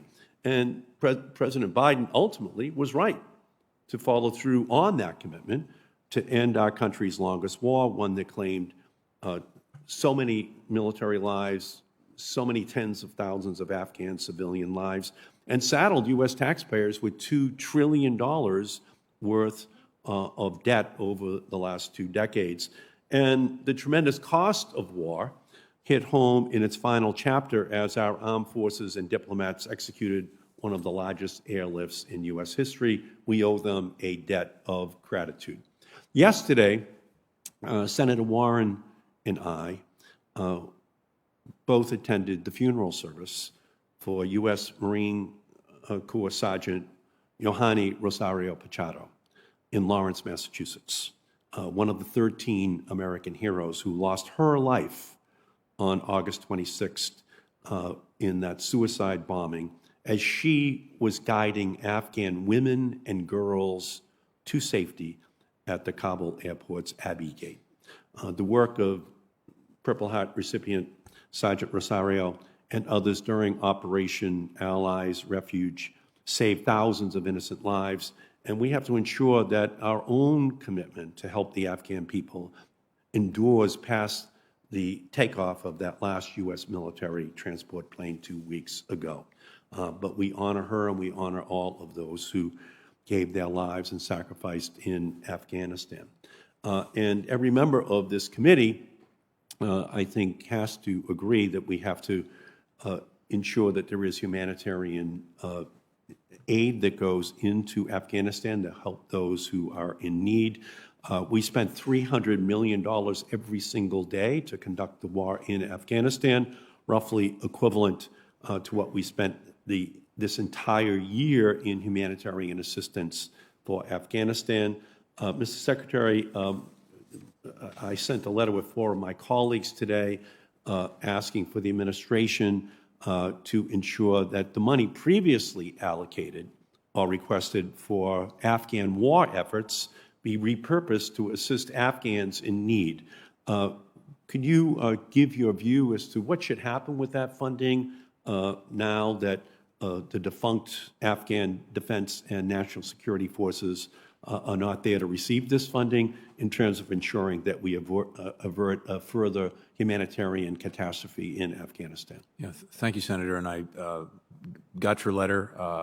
We're looking at all of that. We want to make sure, in the first instance, that we are making good on our own contributions to the humanitarian assistance that the Afghan people need. We did that again yesterday at the pledging conference organized by the United Nations. We're going to continue to look at the needs going forward and to look at what we can do effectively to make sure that assistance is getting to the people who need it, not diverted, of course, to the Taliban-led government, and making sure that agencies, whether the UN or NGOs, can operate safely and effectively in Afghanistan. Yeah, thank you. And as the last planes left, many international relief organizations stayed behind. We owe it to them not to create red tape and free them from the risk of sanctions. Are you working with the Treasury Department to issue a general license so that these groups' life-saving work can continue? We are working on the necessary licensing authorities. As you know, we issued one license, the Treasury did, a couple of weeks ago. We're looking to see what additional authorities may be needed to make sure that humanitarian assistance can get in there freely. Thank you. I think that's very important, and I think telescoping the time frame to get that completed is very important. And just about every major refugee assistance group has called for lifting the level to 200,000 people as refugee admissions into our country. What is the administration's view on that 200,000 person goal in order to ensure that we deal with the magnitude of this humanitarian crisis? Senator, as you know, we've already significantly lifted the refugee cap from its historic lows that were in place when we took office. And of course, we're assessing whether there are going to be additional needs. Having said that, the work we're doing now to bring Afghans in need who are vetted and checked into this country, including support we need from Congress on that, will not, for the most part, tap into the refugee cap. There are other means and mechanisms by which we're looking to bring people in to ensure, with your support, that they're given the assistance that they would get were they coming in as refugees, but not actually cutting into to the existing cap or any future cap. Thank you, and thanks for all your great work. I just would hope that 200,000 is the goal. The resettlement agencies are pointing towards that number, and I think it's a number that we should all strive to meet in order to ensure that these individuals not only survive but thrive in their new environment. Thank you, Mr. Secretary. Thanks, Thanks for all your great work. Senator Haggerty. Thank you, Senator Kaine, Ranking Member Risch, Secretary Blinken. Senator. Before I start, I'd just like to acknowledge a young man, Army Staff Sergeant Ryan Knaus. Ryan's a Tennessean, one of the 13 service members who lost his life at the airport in Kabul trying to rescue and save others. My heart goes out to he and his family and the tragic loss associated with this evacuation. And regarding this evacuation, I agree with Senator Barrasso. For President Biden to call this an extraordinary success is beyond the pale when we leave Americans, when we leave our allies, when we leave those that have helped us behind. And I've also just been over to visit with our allies in the UK and at NATO, and their sense of surprise and enragement is palpable. We have a very significant failure that's taken place here, a failure of global proportion. And it's placed our allies in the position of questioning America's resolve, of questioning our nation's integrity. And frankly, they put us in a situation where they're questioning whether we're a reliable partner. Our reputation as a nation, I think, has been put at risk as a result of the failed evacuation here. And our job now is to get to the bottom of this failure as a committee. This failure that's left the world a more dangerous place for the United States, for our allies, for those that depend on us. It's also armed our enemies like never before, and it's emboldened our strategic adversaries. There must be accountability. Secretary Blinken, my office and other congressional offices have heard rumors regarding potential cabinet resignations over the situation in Afghanistan. So I want to ask you, have you submitted your resignation regarding this issue? I have not. The lack of accountability here, the lack of accountability in this administration is shocking to me. I'd like to turn to another question regarding the intelligence that we've relied upon. In an internal report given to the State Department by Embassy Kabul on August the 16th, there was warning of a breach of the Kabul airport. It said, I quote, "A breach cannot be fully prevented at current force levels." Mr. Secretary, did you see that report? I'm sorry, can you tell me the date again, Senator?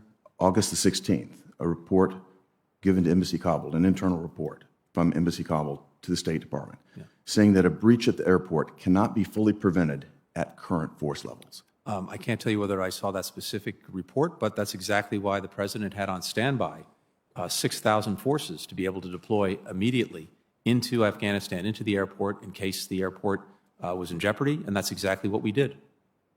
Well, this, the force levels being insufficient, I think, was a significant reason for concern, something that in a plan of action, I think should have been accounted for certainly earlier.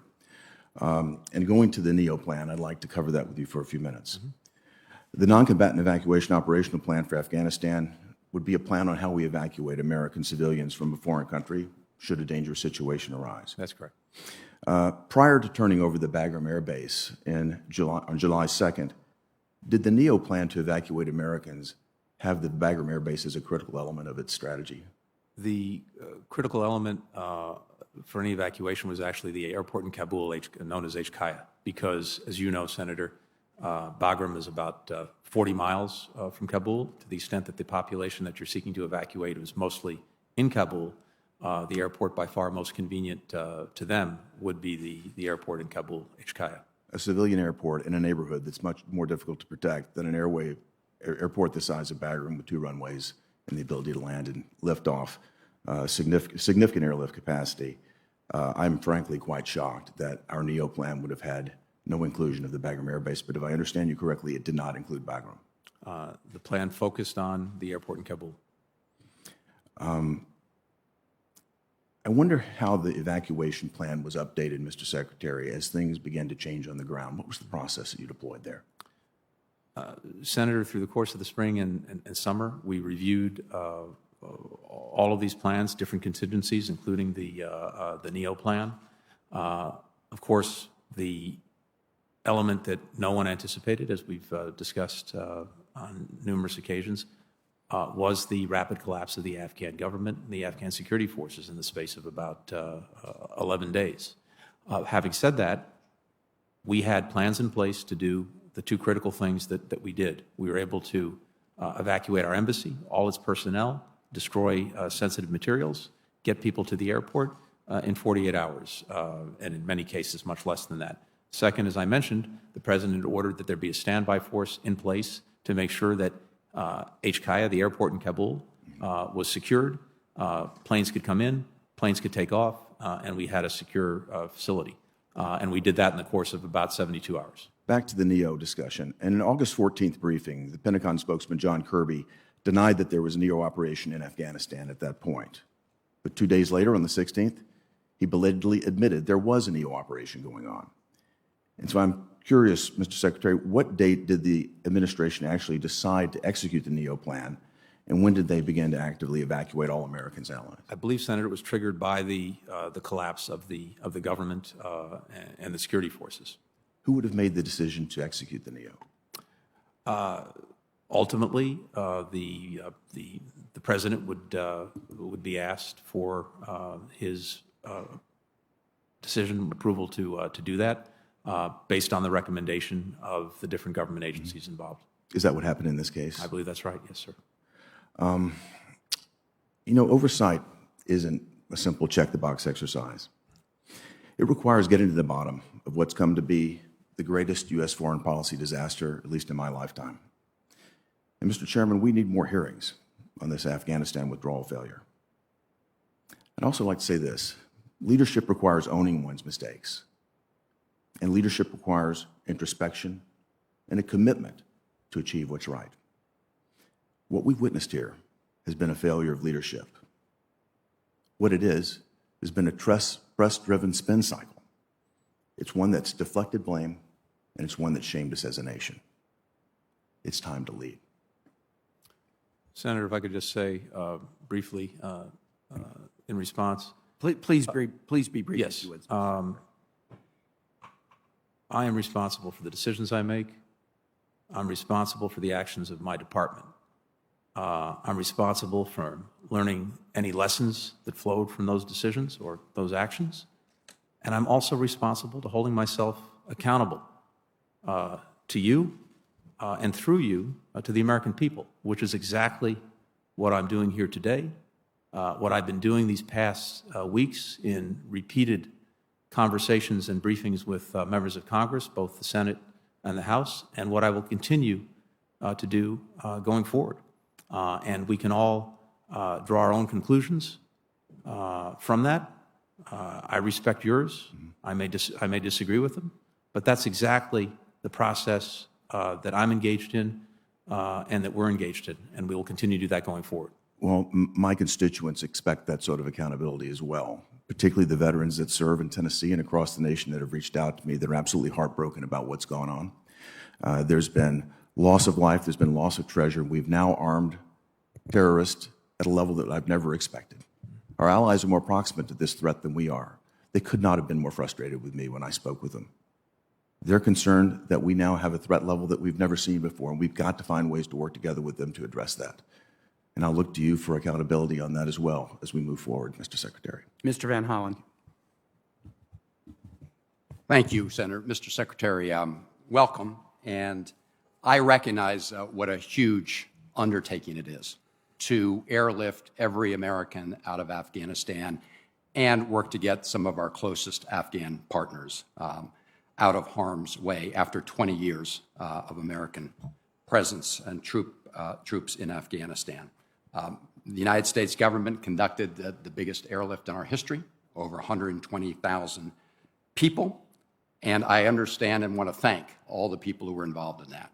That said, I really urge you to have the State Department surge more people to this process to help the remaining Americans out of Afghanistan, to help others, legal permanent residents and others.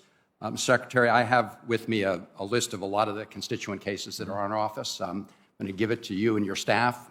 If I could just get your commitment that you'll get back to us on these cases. Absolutely. Thank you. Because we've had your help. We have one case of a 2-year-old American citizen, and we've been working with you on that. We also have cases of about 15 legal permanent residents and a number of our close Afghan partners. And at this point, the system at the State Department and DHS is overwhelmed. We're just getting back form responses without any feedback as to the state of the case. So I really urge you to keep at that. I must say, I guess I shouldn't be surprised, but as Senator Shaheen said, the level of hypocrisy in this room in this Congress is staggering. We should have more hearings on what happened in Afghanistan. Starting with the decision to divert huge amounts of U.S. troops and resources to Iraq in one of the biggest strategic blunders in modern American history, where it's a clear matter of record that Iran has been the biggest beneficiary of that decision. And let's fast forward now to the Trump administration. I did not oppose the decision of the Trump administration to open up negotiations with the Taliban. Everybody in this room, I suspect, recognized there was no military solution to this conflict, that there had to be a political solution. So I supported opening up that process. Mr. Secretary, isn't it a fact that the Trump administration asked the Pakistani government to release 3 top Taliban commanders as part of that process? That's correct. And one of them is the person who's now number 2, Baradar, right? That's correct. He's the person everybody saw in those photos in Kabul, right? That's correct. Right. And there was another senior commander released, and they began the discussions in Doha. That's right. They did not include the Afghan government, did they? That's correct. Right. And they, in fact, essentially pressured the Afghan government to release 5,000 Taliban fighters, right? That's correct. Many of those fighters involved in the attack on Kabul today, right? Yes. Okay. Now, let's see what the negotiation was. here was the negotiation. I supported the beginning of it. The United States will leave by a date certain, May of this year, right? Correct.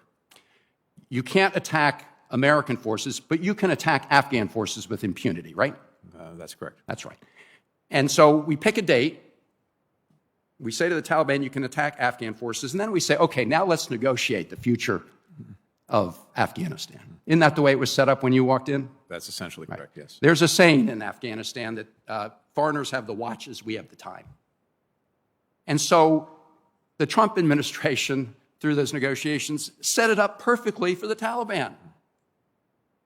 Green light to attack the Afghan forces, no discussion going forward. And then isn't it true that the former president criticized President Biden for not pulling out our forces earlier? I believe that's accurate. I think he said, you got to stick to our May timetable. So President Trump, stick to our May timetable. And by the way, I'm handing you a negotiation where I've already said we're getting out. And I've said, go ahead and attack the Afghan forces. And now we're going to talk about the future. So that's the hand you've been dealt. Let me talk to you a little bit about the future. And I'm glad you brought together the ministerial meeting with our NATO partners, with surrounding countries. This will never work if the surrounding countries don't participate and others in the region. You had both Pakistan and India at the table, right? That's right. Okay. Now, I'm very much in the mode, and I know you are too, you watch what they do, not what they say, right? Exactly. The Taliban clearly have new PR people. They also recognize that there are actions they have to take in order to get any kind of support whatsoever from some of the Western countries, right? That's correct. Okay. So I've heard you testify today to some of those conditions. Free and safe passage for people who want to leave, right? Right. Okay. Access by international humanitarian organizations directly to the Afghan people, not through any Taliban government, right? Protection of girls, women, and minorities. That's right. This is going to be one, obviously, we have to keep a very close eye on. Fourth, you can't use the territory of Afghanistan as a base for future terrorist attacks, whether it's al-Qaeda or anybody else. That's right.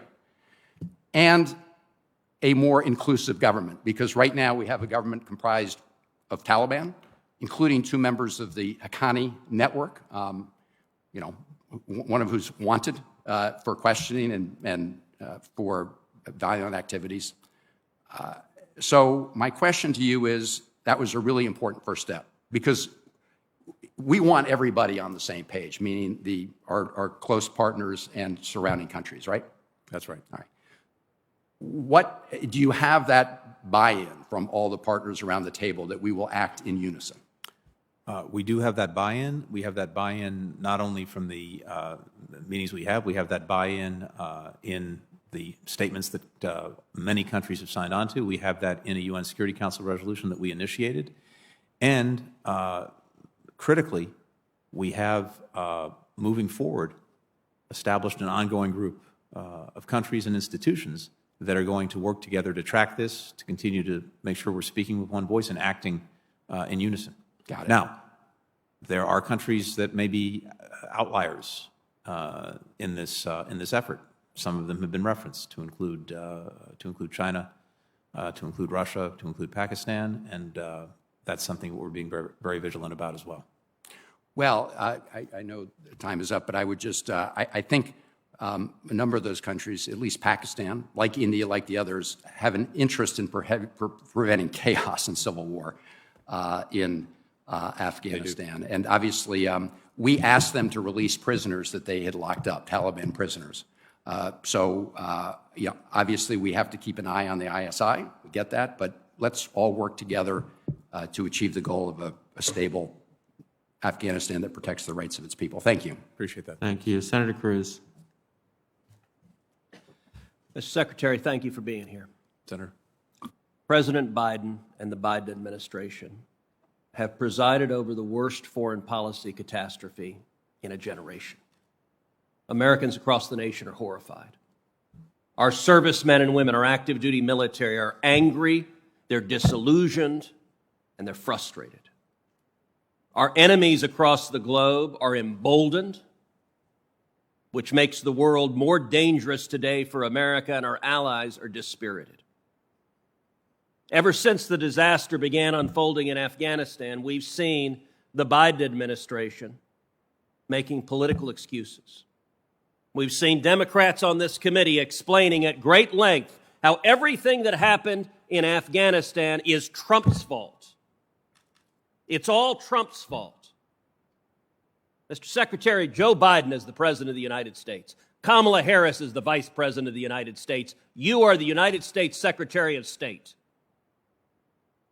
Just like Jimmy Carter owns the disaster of the Iran hostage crisis, you own this. The Biden administration caused this disaster. It was caused by two things. Number one, ideological naivete and extremism.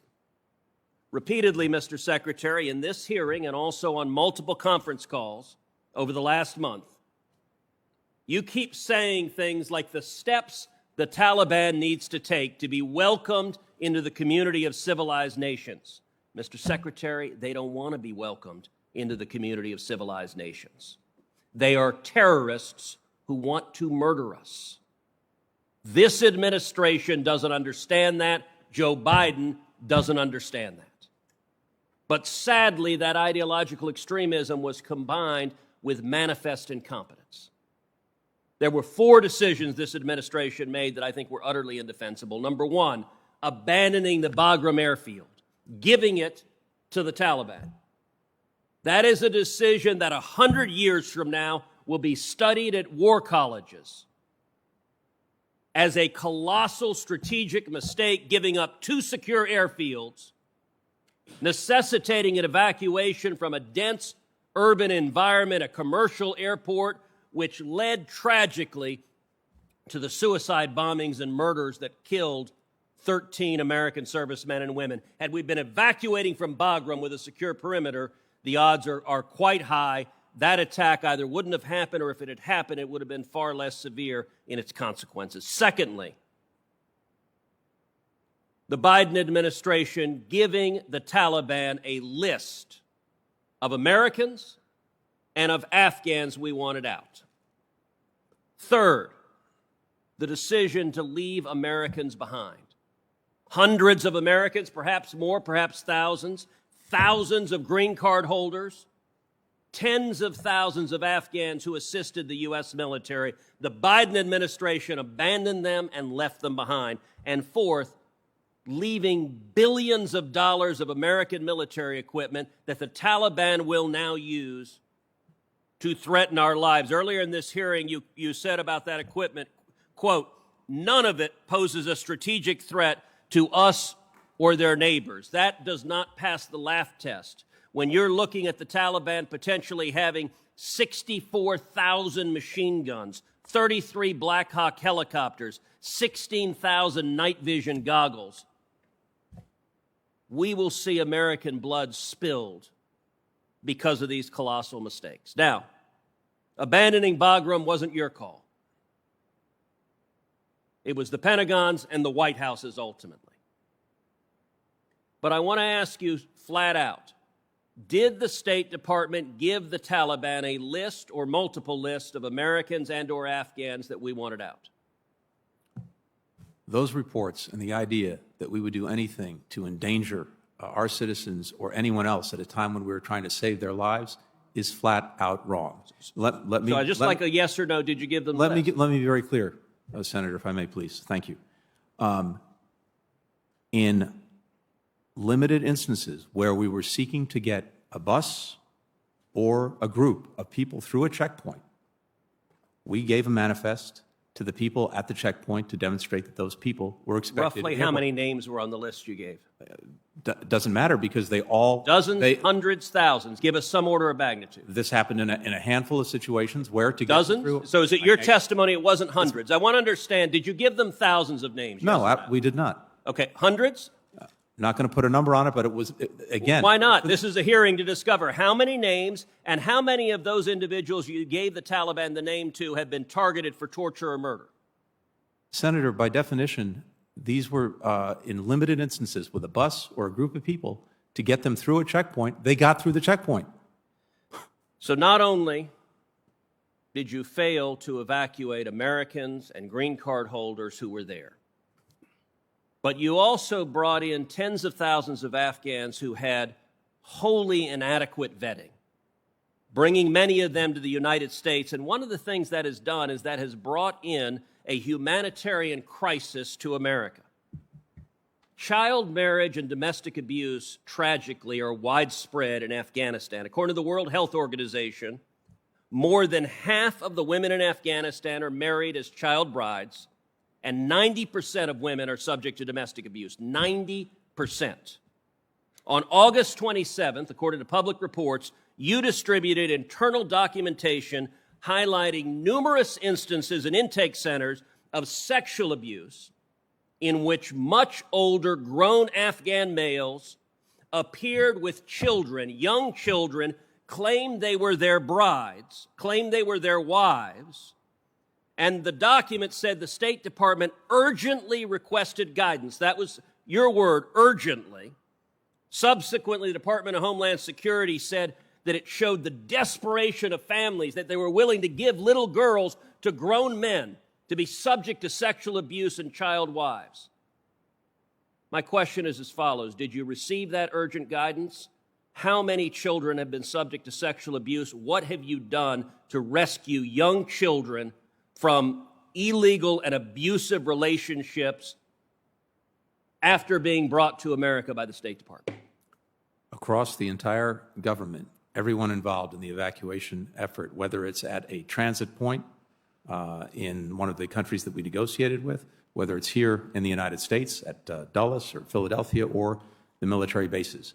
We have all of our officers at extreme vigilance to look for and to deal with any cases or concerns that Did you arise. receive the urgent guidance, and how many child brides have you seen? I don't know the specific guidance you're referring to. I'm happy to look at it. So is there not urgency to discover if children are being abused? Absolutely. Time of the Make sure senator that has expired. we could detect and deal with Have you? any cases, and there have been, to my knowledge, a limited number of cases where we have separated people because we were concerned that they were. How many?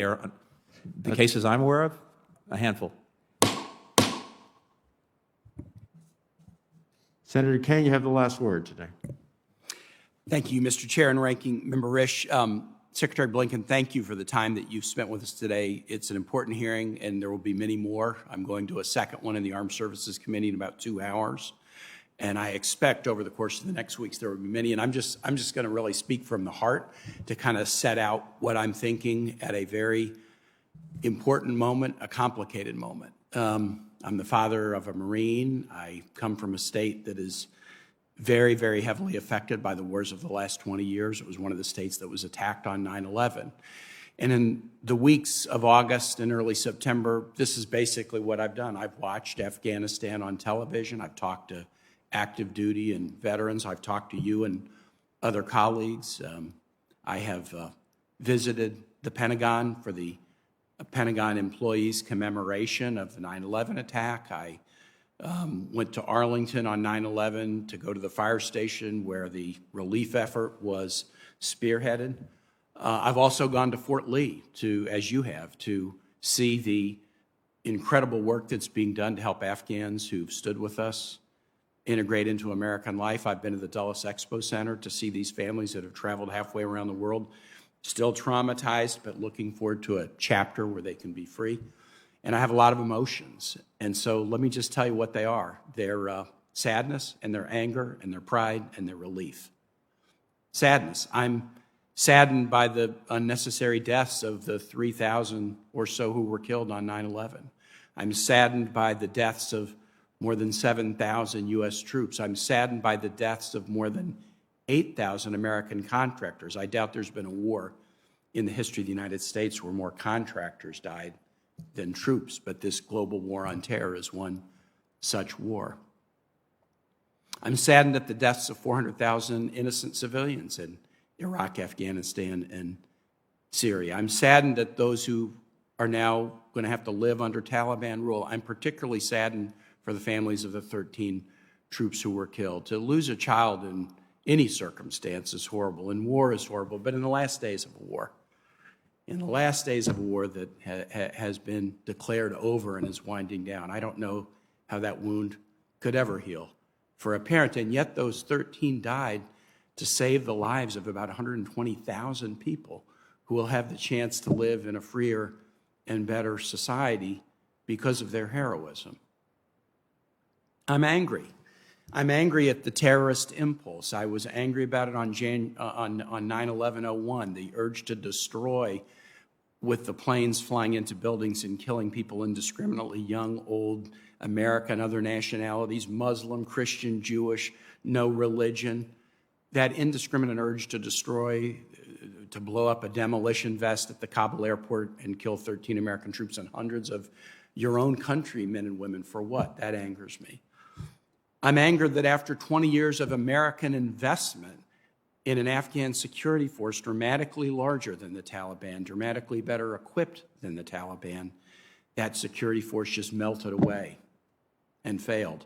And the one thing I would be a little bit critical of you and the administration is the same point that Senator Romney was making earlier, and Senator Rubio. The notion that General Milley said that nothing I or anyone else saw indicated a collapse of this army and this government in 11 days, I just don't think that's true. I know it wasn't the consensus opinion, and I know it wasn't the most likely possibility, but the possibility of a collapse was not 0%, and it wasn't 1%, and it probably wasn't 10%. It was probably based on what we've been hearing in this committee, and others have too. That was always it was a possibility that had to be grappled with.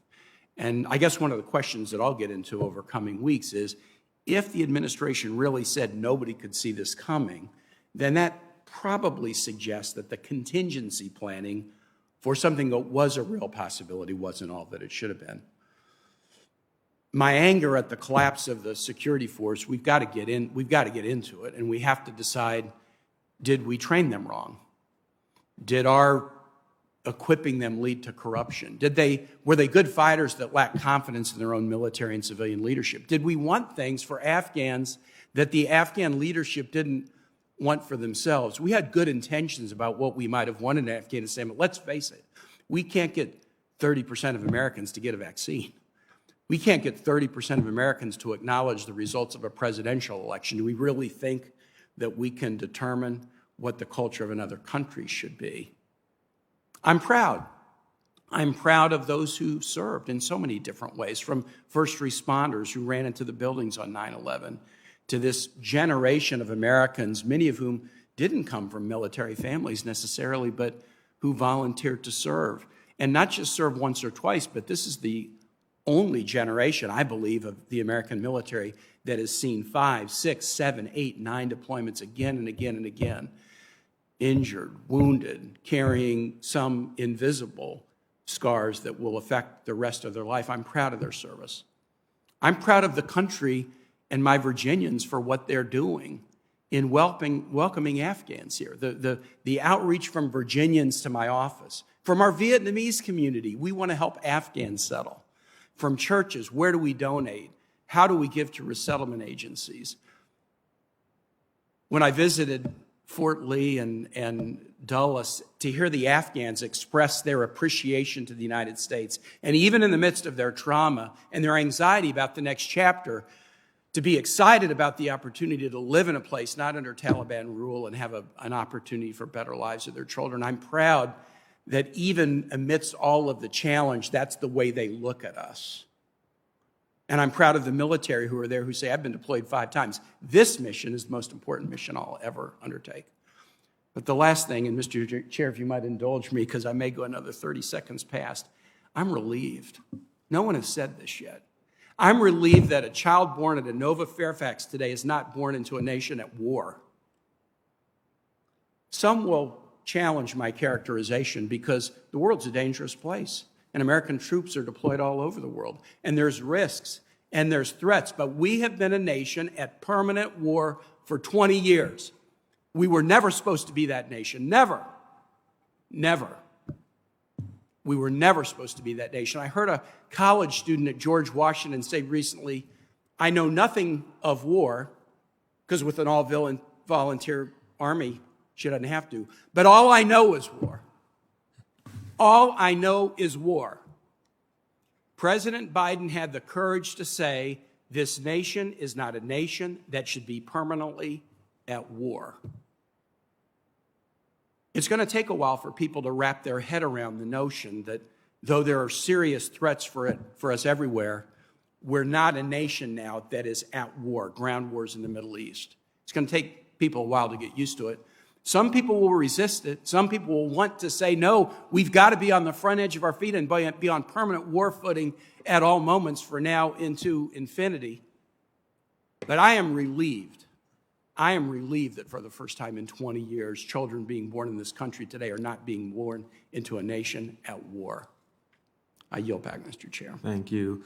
Let me move into place in today's hearing a record of statement on Afghanistan from recently exiled Afghan women leaders and human rights defenders. It urges the United States to continue to support women's groups across Afghanistan, essential drivers of change. Mr. Secretary, thank you for your testimony. You've been here over 3.5 hours. I think the interest, every member of the committee was present and had an opportunity to ask questions, and you give substantive answers. I'll just close by saying, while the focus today has been the President administration's decisions, this is going back 20 years. And as someone who sat here as a staff director of this committee, as someone who was at the NSC at one time, as someone who was an assistant deputy secretary and now the secretary, I think you might join me in saying that over the last 20 years, at different times, Congress has been misled. Assessments were definitely overly rosy, to say the best. And if we are not to repeat the past, we need to learn from it.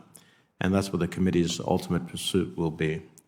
The record of this hearing will remain open till the close of business on Thursday. And with the thanks and respect of the committee for your participation, this hearing is adjourned. Thank you.